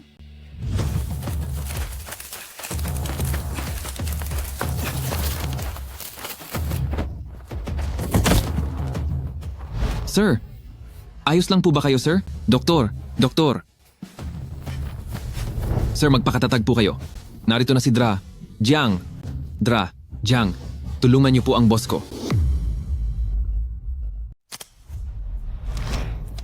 May malalim kang sugat sa hita. Ititigil ko muna ang pagdurugo nito.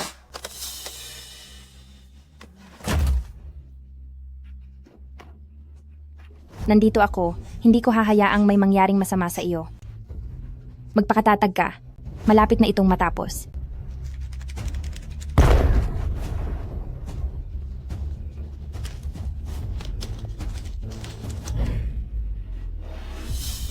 Kumagat ka lang kapag masakit. Kahit isang kamay lang ay mapapatigil ko ang pagdurugo, pero huwag na huwag mong makakagat ang iyong dila.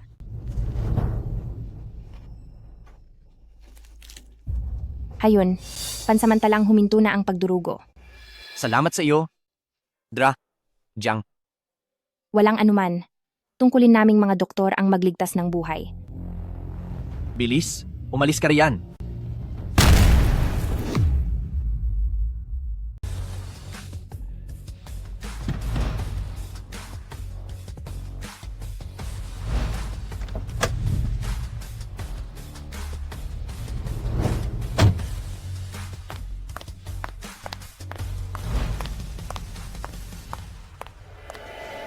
Papa, uuwi ba talaga si Mama ngayon? Makikita na ba natin siya? Ang ibang mga bata ay may mama? Gustong-gusto ko na ring makita ang mama ko. Oo, uuwi siya.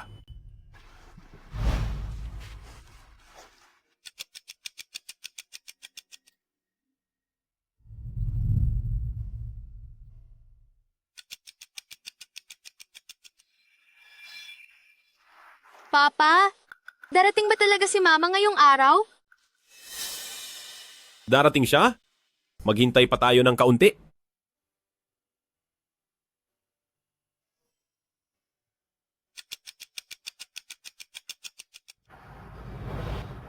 Papa, babalik pa ba si Mama? Naghintay na tayo ng matagal. Ngalay na ang mga binti ko.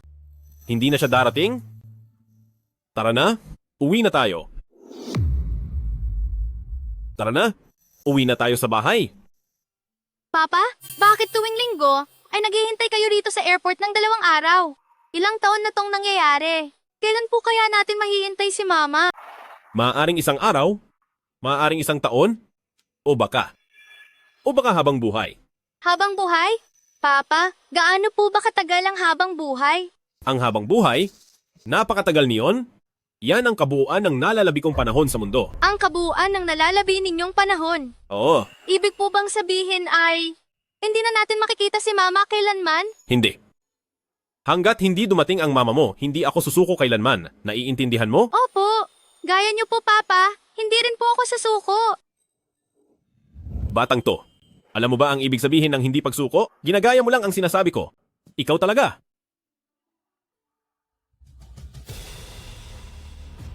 Jiangshu, ikaw ba iyan? Talaga bang ikaw yan? 6 na taon na? Sa wakas ay nagbalik ka na. 6 na taon na, hindi ko akalain na ganito kalaki ang magiging pagbabago, na makakabalik pa ako ng buhay sa ating bayan. Totoo po yan. Dahil po sa tulong ng amo natin. Dahil kung hindi, noon pa sana kayo ay nawala na. Asawa ko? Jiangshu, ikaw nga talaga yan? Hindi ba ako nagkakamali? Oh, nananaginip lang ako. Bumalik ka na talaga? Nagbalik ka na sa tabi ko? Hindi ba? Bakit mo ba ako iniiwasan? Ilang taon na ang nakalipas, talaga bang hindi mo pa rin ako mapapatawad? Patawarin mo ako, Jiangshu. Ma'am, sino po siya? Hindi ko siya kilala. Mrs.? Hindi. Magkakilala tayo. Siya ang asawa ko. Pasensya na sir, ako nga si Jiang Shu, pero hindi niyo po ako asawa. Nagkakamali po kayo ng taong kinakausap. Yung tao po ang kinakausap niyo. Tara na. Huwag kang umalis. 6 na taon. 6 na taon na ang nakalipas. Miss na kita. Jiang Shu, hayaan mong pagmasdan kita ng mabuti. Mawalang galang na po, sir. Umayos po kayo. Kapag nagpatuloy pa ito, tatawag na kami ng pulis. Jiang Shu, sandali, huwag ka munang umalis. Hindi nagtagal matapos kang lumayo. Biglang inatake sa puso at nawala si Papa. Maging si Mama, hindi rin nakayanan ng sakit. Sumunod din siyang nawala. Pati na rin si Jiang. Ang babaeng iyon, wala na rin siya. Talagang, pinag-isipan ko ng mabuti ang lahat ng nagawa ko. Alam ko nang nagkamali ako, nagbago na ako. Hinihintay ko lang ang iyong pagbabalik sa muling nating pagkikita para makuha ang iyong patawad. Sir, nalulungkot ako para sa mga pinagdaanan mo. Nakikiramay po ako. Pero ang lahat ng iyon, sa totoo lang ay wala namang kinalaman sa akin, hindi ba? Bakit? Babalakin mo pa bang ang pagkakataon nilang ay ibintang sa akin? Hindi. Jiang Shu, hindi kita sinisisi. Gusto ko lang sabihin sa iyo ang mga naranasan ko nitong nakaraang mga taon, pati na rin ang naging pagbabago ko. Tingnan mo nitong mga nakaraang taon. Sa pamamagitan ng sarili kong pagsisikap ay nakabili ako ng bahay at nabili ko pa ang kaparehong unit ng Maybach na sasakyang ibinigay mo sa akin noon. Jiang Shu, ang gusto ko lang sabihin, may kakayahan na ako ngayon. Kaya ko na ring tustusan ang lahat ng pangangailangan mo sa buhay. Maganda yan. Pero, hindi ko na iyan kailangan. Hindi kailangan? Jiang Shu, alam kong nasa ibang bansa ka bilang isang Doctor Without Borders at alam ko na ang trabahong iyan ay walang sapat na kita. Wala kang sweldo, paano mo mabubuhay ang sarili mo? Huwag kang mag-alala, hindi ako ganoon kahirap gaya ng iniisip mo. Hindi ko naman hahayaang magutom ang sarili ko. Jiang Shu, hindi ko sinasabing ganoon ka at wala rin akong balak na hamakin ka. Ang gusto ko lang sabihin, may sapat na kakayahan na ako para alagaan ka at tustusan ang pamumuhay mo para mabigyan ka ng komportableng buhay na gusto mo. Kinsong, ikaw talaga. Oo, sige. Alam ko na kapag pumayag kang bumalik mula sa paglalaba at pagluluto, ako na ang gagawa ng lahat ng mahihirap na trabaho sa bahay. Hindi iyan ang ibig kong sabihin. Naiintindihan ko. Ang daming laman ng cabinet sa bahay. Puno ito ng mga binili kong damit at sapatos para sa iyo. Huwag kang mag-alala, buong taon ay hindi mauulit ang mga susuotin mo. Jiang Shu, basta mapatawad mo lang ako, gagawin ko ang lahat ng ipapagawa mo.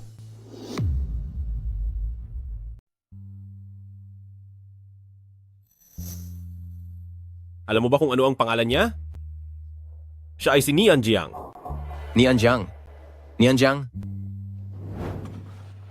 Nian Jiang. Hindi ba mismo na ang mama mo? Siya ang mama mo. Sige na, tulungan mo si Papa, okay? Pakiusapan mong manatili si Mama. Halika, tawagin mo si Mama. Kinsong, huwag ka nang gumawa ng eksena. Jiang Shu, huwag mong sinasadyang takutin ang bata. Bakit mo dinadamay ang bata sa galit mo, anak? Hindi ka sinasadya ng mama na takutin. Pagod lang, ha? Pagod lang ang mama. Hindi niya ako ina. Jiang Shu, galit ka pa rin sa akin, hindi ba? Kinsong, matagal na tayong walang ugnayan. At kung kanino mang anak ito, alam kong mas alam mo ang katotohanan kaysa sa akin. Tsaka may asawa na ako. Kaya pakiusap, huwag ka nang masyadong bilib sa sarili mo na gumagawa ka ng mga bagay na akala mo ay nakakaantig para lang hugasan ang iyong konsensya. Hindi ko iyan kailangan at wala akong pakialam. Hindi maaari. Niloloko mo lang ako. Niloloko mo ba ako? Hindi ba? Jiang Shu! Nagmamakaawa ako sa iyo? Alam ko na talagang nagkamali ako. Patawarin mo ako. Ano ba ang gusto mong gawin ko? Gusto mo bang lumuhod ako at magmakaawa? O gusto mong ilabas ko ang puso ko para ipakita sa iyo? Basta gusto mo? Basta gusto mo, magsabi ka lang. Kahit ano ay handa kong gawin, Jiang Shu. Kinsong, tapos na ang nakaraan. Ano man ang gawin mo ngayon ay wala nang pakialam sa akin. Wala nang pakialam? Mag-asawa tayo. Dati ay tayo ang pinakamalapit sa isa't isa. Jiang Shu, bakit mo ba ginagawa ito sa akin? Jiang Shu. Bakit? Bakit ba hindi mo ako mabigyan ng kahit isang pagkakataon? Dati naman ay mahal na mahal mo ako. Naaalala mo pa ba? Naaalala mo pa ba ang mga pinagsamahan natin noon? Noong mga panahong iyon, talagang inalagaan mo ako at sinunod mo lahat ng gusto ko? Sabi mo pa na ang buhay mo At ang mundo mo ay hindi mabubuo nang wala ako. Ngayon, ilang taon pa lang ang lumipas. Jiangshu, bakit ang lamig na ng pakikitungo mo sa akin? Jiangshu, bakit nangyari ito? Hindi ako naniniwala. Hindi ako naniniwalang magagawa mo akong balewalain ng ganito. Ma'am, handa na po ang sasakyan ni Sir. Paparating na po ito sa pintuan. Tumuloy na po kayo roon. Naintindihan ko. Jiangshu, huwag kang umalis. Kinsong, hindi ka pa ba tapos sa pagiging hindi makatwiran? Hindi makatwiran? Jiangshu, gusto ko lang namang. Sir, matuto po kayong gumalang. Malinaw nang sinabi ng madam na hindi niya kayo kilala. Kapag nagpatuloy pa kayo sa pangungulit, ipapareport namin kayo sa 911 dahil sa pang-aabala. Papa, siya po ba si Mama? Nagkamali po ba kayo? Bakit hindi niya po ako pinapansin? Siya ang mama mo. Siya ang mama na palagi mong iniisip araw-araw. Halika, bilis, tawagin mo siyang mama. Mama!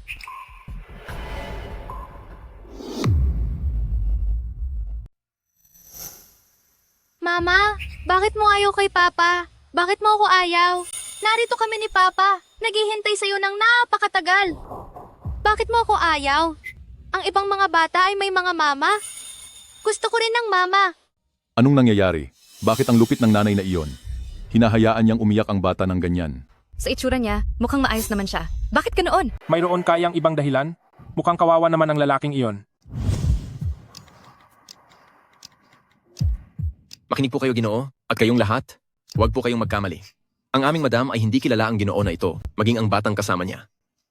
Kaya po, pakiusap, huwag niyo nang guluhin ang aming madam. Madam, alam na po ni Ginoo ang sitwasyon dito. Pupunta na po siya rito mismo. Sige. Jiangshu, nakita ko kanina, may nararamdaman ka pa sa akin at sa anak natin, hindi ba? Madam ang tawag nila sa iyo? Nagpakasal ka na ba talaga? Hindi ito totoo. Hindi ito totoo, hindi ba? Shushu.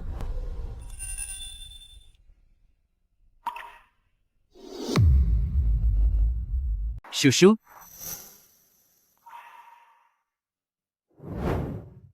Sabi sa akin ng assistant ko noong tumawag siya na may hinarap kang problema dito. Ayos ka lang ba? Ayos lang ako. Maliit na misunderstanding lang. Sir, ako si Tang Zhengyang, asawa ni Jiangshu. May tanong ko lang, anong kailangan mo sa asawa ko? Hindi. Hindi yan totoo. Nagsisinungaling ka? Si Jiangshu ang asawa ko. Siya ang asawa ko. Jiangshu, nagmamakaawa ako sa iyo. Jiangshu, nagmamakaawa ako. Tingnan mo naman ako. Alam kong galit ka pa rin sa akin. Niloloko mo lang ako? Pinarurusahan mo lang ako, hindi ba, Jiangshu? Nagmamakaawa ako sa iyo. Tingnan mo ako. Alam kong galit ka pa rin. Niloloko mo lang ako? Pinarurusahan mo lang ako? Tama ako? Hindi ba, Jiangshu? Paano mo nagawang sumama sa ibang lalaki? Paano mo iyon nagawa? Alam kong hinayaan kong makaranas ka ng maraming pait, pero dahil doon ay nagbayad na rin ako ng sapat. Wala na ang mga magulang ko. Nawala sila dahil sa pagsisisi. Dahil sa panghihinayang, wala na silang lahat. Jiangshu. Ngayon sa mundong ito, ako na lang ang mag-isang nagpapalaki sa anak natin. Jiangshu, nagmamakaawa ako sa iyo. Bumalik ka na. Hindi ko kayang wala ka. Jiangshu, kung wala ka, ano pang saysay ng buhay ko? Kinsong, kailan ka ba titigil sa panggugulo mo?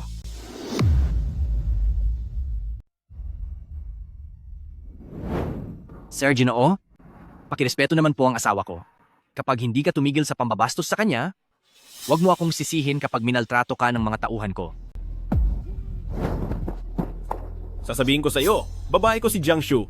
Ako ang pinakamahal niya. At ang dahilan kung bakit ayaw niya pa akong kilalanin ay dahil nagtatampo pa siya sa akin. Matapos ang mahabang panahon, nahanap ko na rin siya. Hinding-hindi ko hahayaan na agawin siya ng ibang lalaki mula sa akin. Kinsong, nababaliw ka na ba? Bitawan mo ako. Sir Ginoo, wala akong pakialam kung sino ka man o kung ano ang naging relasyon niyo ni Shushu noon. Pero sa ngayon, asawa ko na siya. Kapag nambastos ka pang muli sa kanya, o kaya naman ay insultuhin mo ako, sinisiguro ko sa iyo na pagbabayarin kita. Tao, pumarito kayo.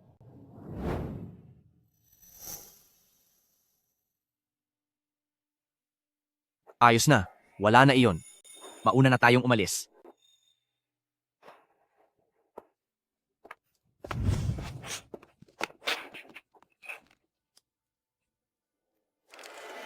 Jiangshu.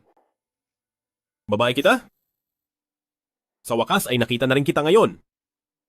Hinding-hindi ko hahayaan ang ibang lalaki na agawin ka sa piling ko. Kailanman ay hinding-hindi.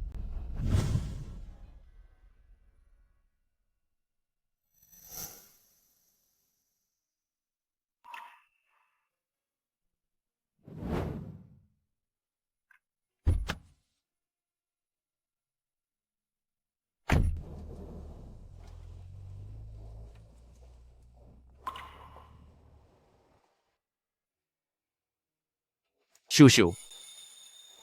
Ang lalaking iyon, pati na ang batang iyon, ay ang dating asawa mong si Kinsong. Kasama ang kanyang anak. Sa tingin ko, tila mahal na mahal ka niya. Nagkakamali ka. Dati ko siyang asawa. Pero, ang batang kasama niya, anak iyon sa ibang babae.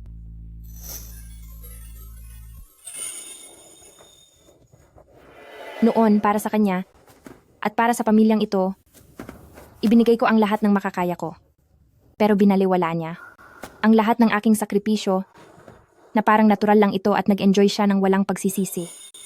Bukod pa doon, harap-harapan niyang ipinakikita sa akin, nakasama ang babaeng iyon. Paulit-ulit niya akong sinasaktan, at hinahamak ang aking pagkatao. Kalaunan, nang tuluyan na niyang madurog ang puso ko, ay umalis na ako.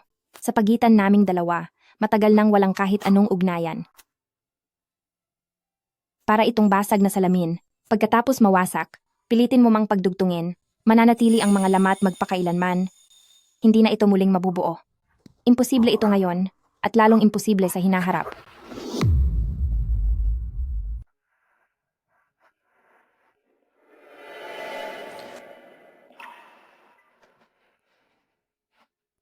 Shushu, simula nang nasa ospital tayo at unang kitang makita, naakit na ako sa taglay mong tatag kahit nasasaktan ka. Alam ko, kahit na magsalita ka ng napakadiin, pero sa puso mo, sa nakaraan, sa kaniya, parang may mga bagay pa rin na hindi mo matapos. Kilala kita, sa totoo lang, ikaw ay taong mapagmahal sa nakaraan at tapat sa damdamin. Hindi kita pinipilit na tanggapin ako ng buo sa ngayon at kalimutan ang lahat ng nakaraan. Ang hiling ko lang ay samahan ka. Sa oras na kailangan mo ako, agad akong darating para protektahan ka at maging sandigan mo, maghihintay ako sa iyo. Salamat sa iyo, Jeng Yang. O siya, bumalik na muna tayo. Ang pagbabalik mo para pangunahan ang Kwanhong Pharmaceutical National Partner Recruitment Conference ay magsisimula na. Sa oras na iyon, kailangan ng pagiging Chief Medical Officer mo para pamunuan ang lahat.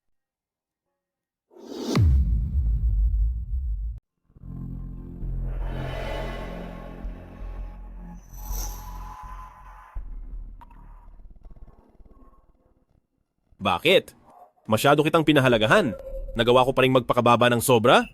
Lumuhod sa harap ng maraming tao para lang magmakaawa sa iyo. Ginawa ko ang lahat ng aking makakaya. Inalay ko na pati ang aking dangal. Bakit ka ganyan? Bakit hindi mo man lang ako mabigyan ng kahit isang pagkakataon? Wala na ba talaga kaming halaga sa iyo? Pagkatapos ng lahat ng taon na ating pinagsamahan?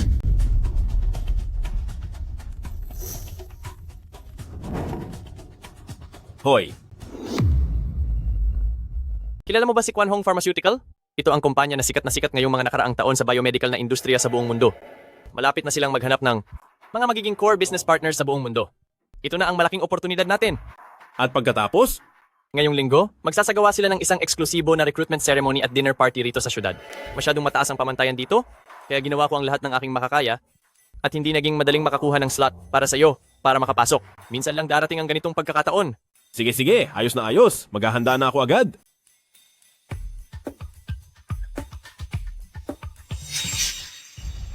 Jiangshu, ngayon, Alam ko na kung bakit ayaw mo pa rin makipagbalikan o kilalanin ako. Dahil ba ito sa tingin mo ay wala akong kwenta? Nararamdaman mo ba na hindi nakita karapat-dapat? Minamaliit mo ba ako? Minamaliit mo talaga ako? Sige, maghintay ka lang. Ang pakikipagtulungang ito kay Kwan Hong Pharmaceutical ay siguradong makukuha ko. Patutunayan ko ang sarili ko sa negosyo. Para ikaw at ang lahat ng tao ay humanga sa akin ng husto. Sa oras na mangyari iyon, tingnan natin kung may rason ka pa para tanggihan ako.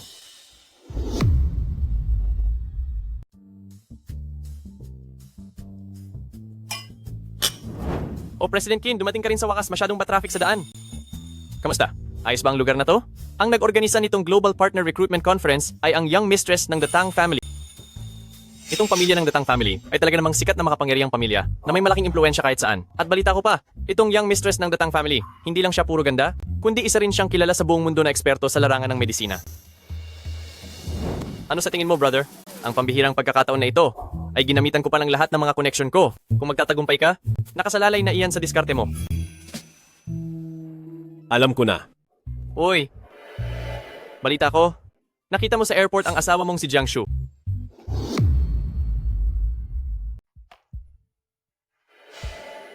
Ngayong nagkita na kayo ulit, humanap ka ng paraan para suyuin siyang muli. Alam mo naman ang mga babae, malambot ang puso niyan. Gagawin ko po yan. Sa pagkakataong ito, sisiguraduhin kong hahangaan na niya ako. Sige. Pre, sasagutin ko lang ang tawag na ito. Importanteng kliyente ito. Ikaw muna ang bahala rito, tignan-tingnan mo lang ang paligid. Babalikan na lang kita mamaya.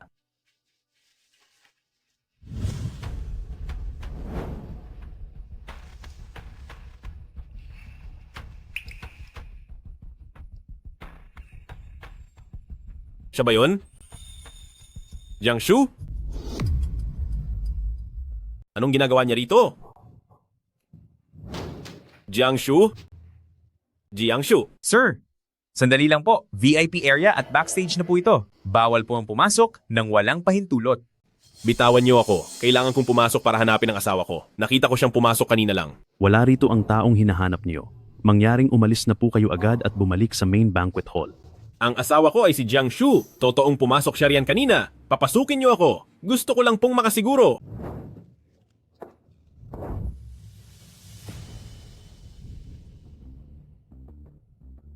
Sir, huling beses ko na po itong sasabihin.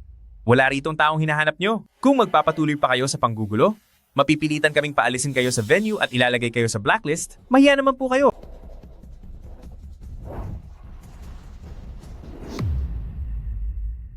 Mali kaya talaga ang nakita ko?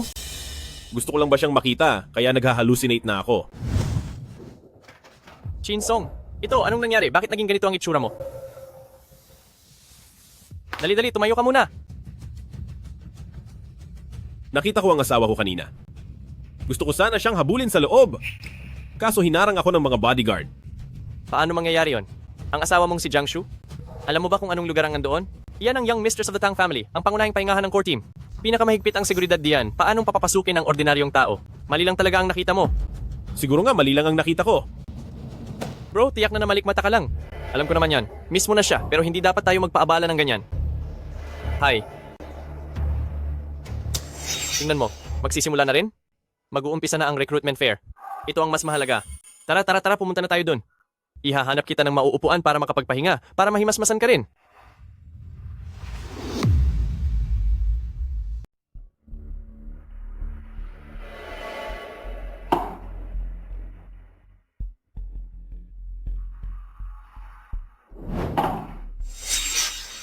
Walang hiya ka. Napakawalang hiya mo. Kay tagal kitang minahal. Ang dami kong inihanda para sa iyo. Pero hanggang ngayon ay hindi mo pa rin ako mapatawad at nakikipaglaro ka pa sa ibang lalaki. Bakit? Bakit?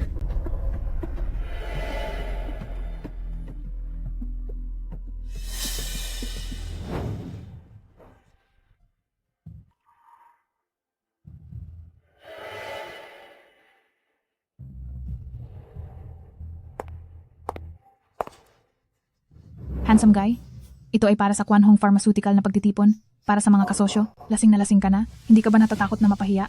Umalis ka! Halika na, sasama ka kay ate para mahimasmasan ka. Layuan mo ako. Ayokong makasama ang mga babaeng katulad ninyo. Kayong mga babae ay walang puso. Tama ka, ang mga babae ay walang puso. Pero sinisiguro ni ate na masisiyahan ka. Alis! Kung hindi ka lang gwapo, hindi ako papatol sa iyo. Nakakainis. Matagal na rin tayong hindi nagkita.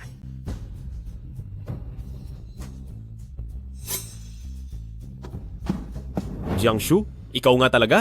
Alam kong hindi ako nagkamali ng tingin. Pumunta ka ba talaga para hanapin ako? Alam kong hindi mo ako kayang iwan. At alam kong hindi mo ako matitiis. Alam ko na, hindi mo ako makakalimutan sa buong buhay mo. Kasi kung hindi ka tatakbo ng mabilis mula sa airport para lang iligtas ako noong kailangan ko ng operasyon. Ginoong Qin, mahiya ka naman. Responsibilidad ko bilang doktor ang iligtas ka. Kahit sino pa iyan, hindi ko hahayaang may mangyaring masama. Sinungaling ka. Sinungaling. Jiangshu, mahal mo ako. Niloloko mo lang ako tungkol sa asawa at anak mo. Hindi ako naniniwala. Hindi. Kinsong, lasing ka lang. Hindi ako lasing. Gising na gising ang diwa ko. Alam mo ba kung nasaan tayo? Nasa Quan Hong Pharmaceutical tayo sa recruitment meeting ng mga partner. Ang Quan Hong Pharmaceutical ang kumpanya ng gamot na may pinakamagandang takbo nitong mga nakaraang taon na nagkakahalaga ng daan-daang milyong dolyar. At ako ang may pinakamalaking tsansa na maging isa sa mga partner ng Quan Hong Pharmaceutical. Jiangshu, alam mo ba kung ano ang ibig sabihin nito? Kikita na ako ng 10 milyong dolyar kada taon. Maibibigay ko na sa iyo ang lahat ng gusto mo. Ginagawa ko ang lahat ng ito para sa iyo. Kaya kong kumita ng 10 milyong dolyar sa isang taon. Kaya kong ibigay sa iyo ang lahat ng gusto mo. Jiangshu, maraming taon na ang nakalipas. Nagmamaawa ako sa iyo, patawarin mo na ako, Jiangshu. Nagsusumamo ako na patawarin mo ako, ginagawa ko ang lahat ng ito para sa iyo. Handa akong ibigay ang lahat. Jiangshu, luluhod ako sa harap mo. Luluhod ako sa harap mo. Jiangshu, parang awa mo na. Kinsong, tumayo ka na. Kung wala ka, hindi ko talaga alam kung paano pa mamumuhay. Jiangshu, parang awa mo na. Alam ko, na kulang ang mga ginawa ko noon. Pero ngayon, nasa akin na ang lahat. Nagmamaawa ako, wag mo akong iwan. Jiangshu. Kinsong, noong araw na iyon, malinaw ko nang sinabi sa iyo, divorce na tayo, kaya huwag ka na magkagulo. Lasing na si Kinsong. Kayo riyan, ihatid niyo siya sa kwarto para makapagpahinga. Hindi ako lasing. Jiangshu, mahal na mahal kita. Napakarami ko nang isinakripisyo para sa iyo. Handa akong iwan ang lahat para sa iyo at ibigay ang lahat-lahat sa iyo. Nagmamakaawa ako sa iyo. Bumalik ka na sa akin, please. Bumalik ka na sa akin. Wife. President Tang? Ikaw? Nagkita tayong muli. Ginoong Qin. Ikaw pala ang chairman ng Quan Hong Pharmaceutical na si Tang Zhengyang? Ginoong Qin, salamat sa matinding pagpapahalaga mo sa asawa ko. Hindi ito ang unang pagkakataon na nagkita tayo at ngayon, sa harap ng maraming tao, uulitin ko uli ang sasabihin ko.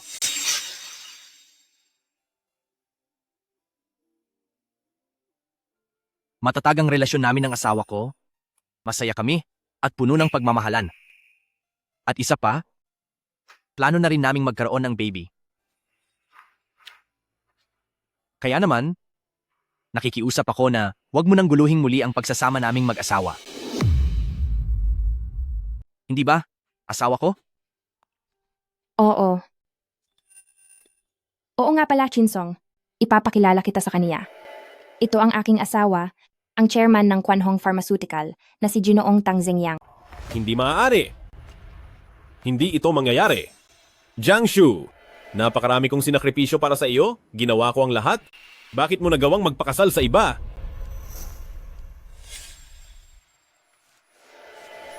Hepetang.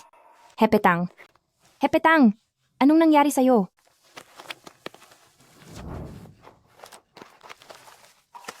Hepetang. Gising na. Hepetang.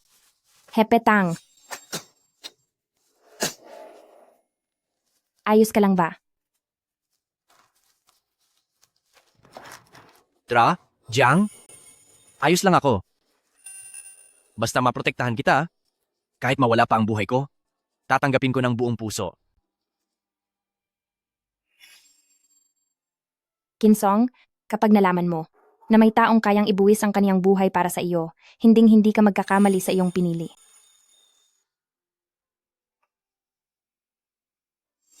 Jengyang, may mga bagay na ngayon ko lang nalinawan sa isip ko.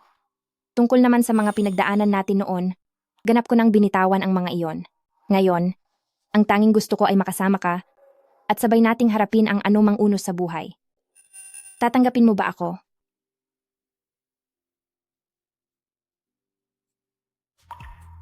Oo, tatanggapin kita. Magsisimula na po ang pagtitipon. Inaanyayahan ang chairman ng Kwanhong Pharmaceutical at ang kaniyang asawa na umakyat sa entablado. Asawa ko, halika na, aakyat na tayo sa stage. Salamat po, asawa ko. Akala ko dati na ang pagkakataong nawala ay parusa mo sa akin. Ngunit ngayon ko lang naunawaan na ako mismo ang siyang... Nag-meet siya sa sarili kong kabiguan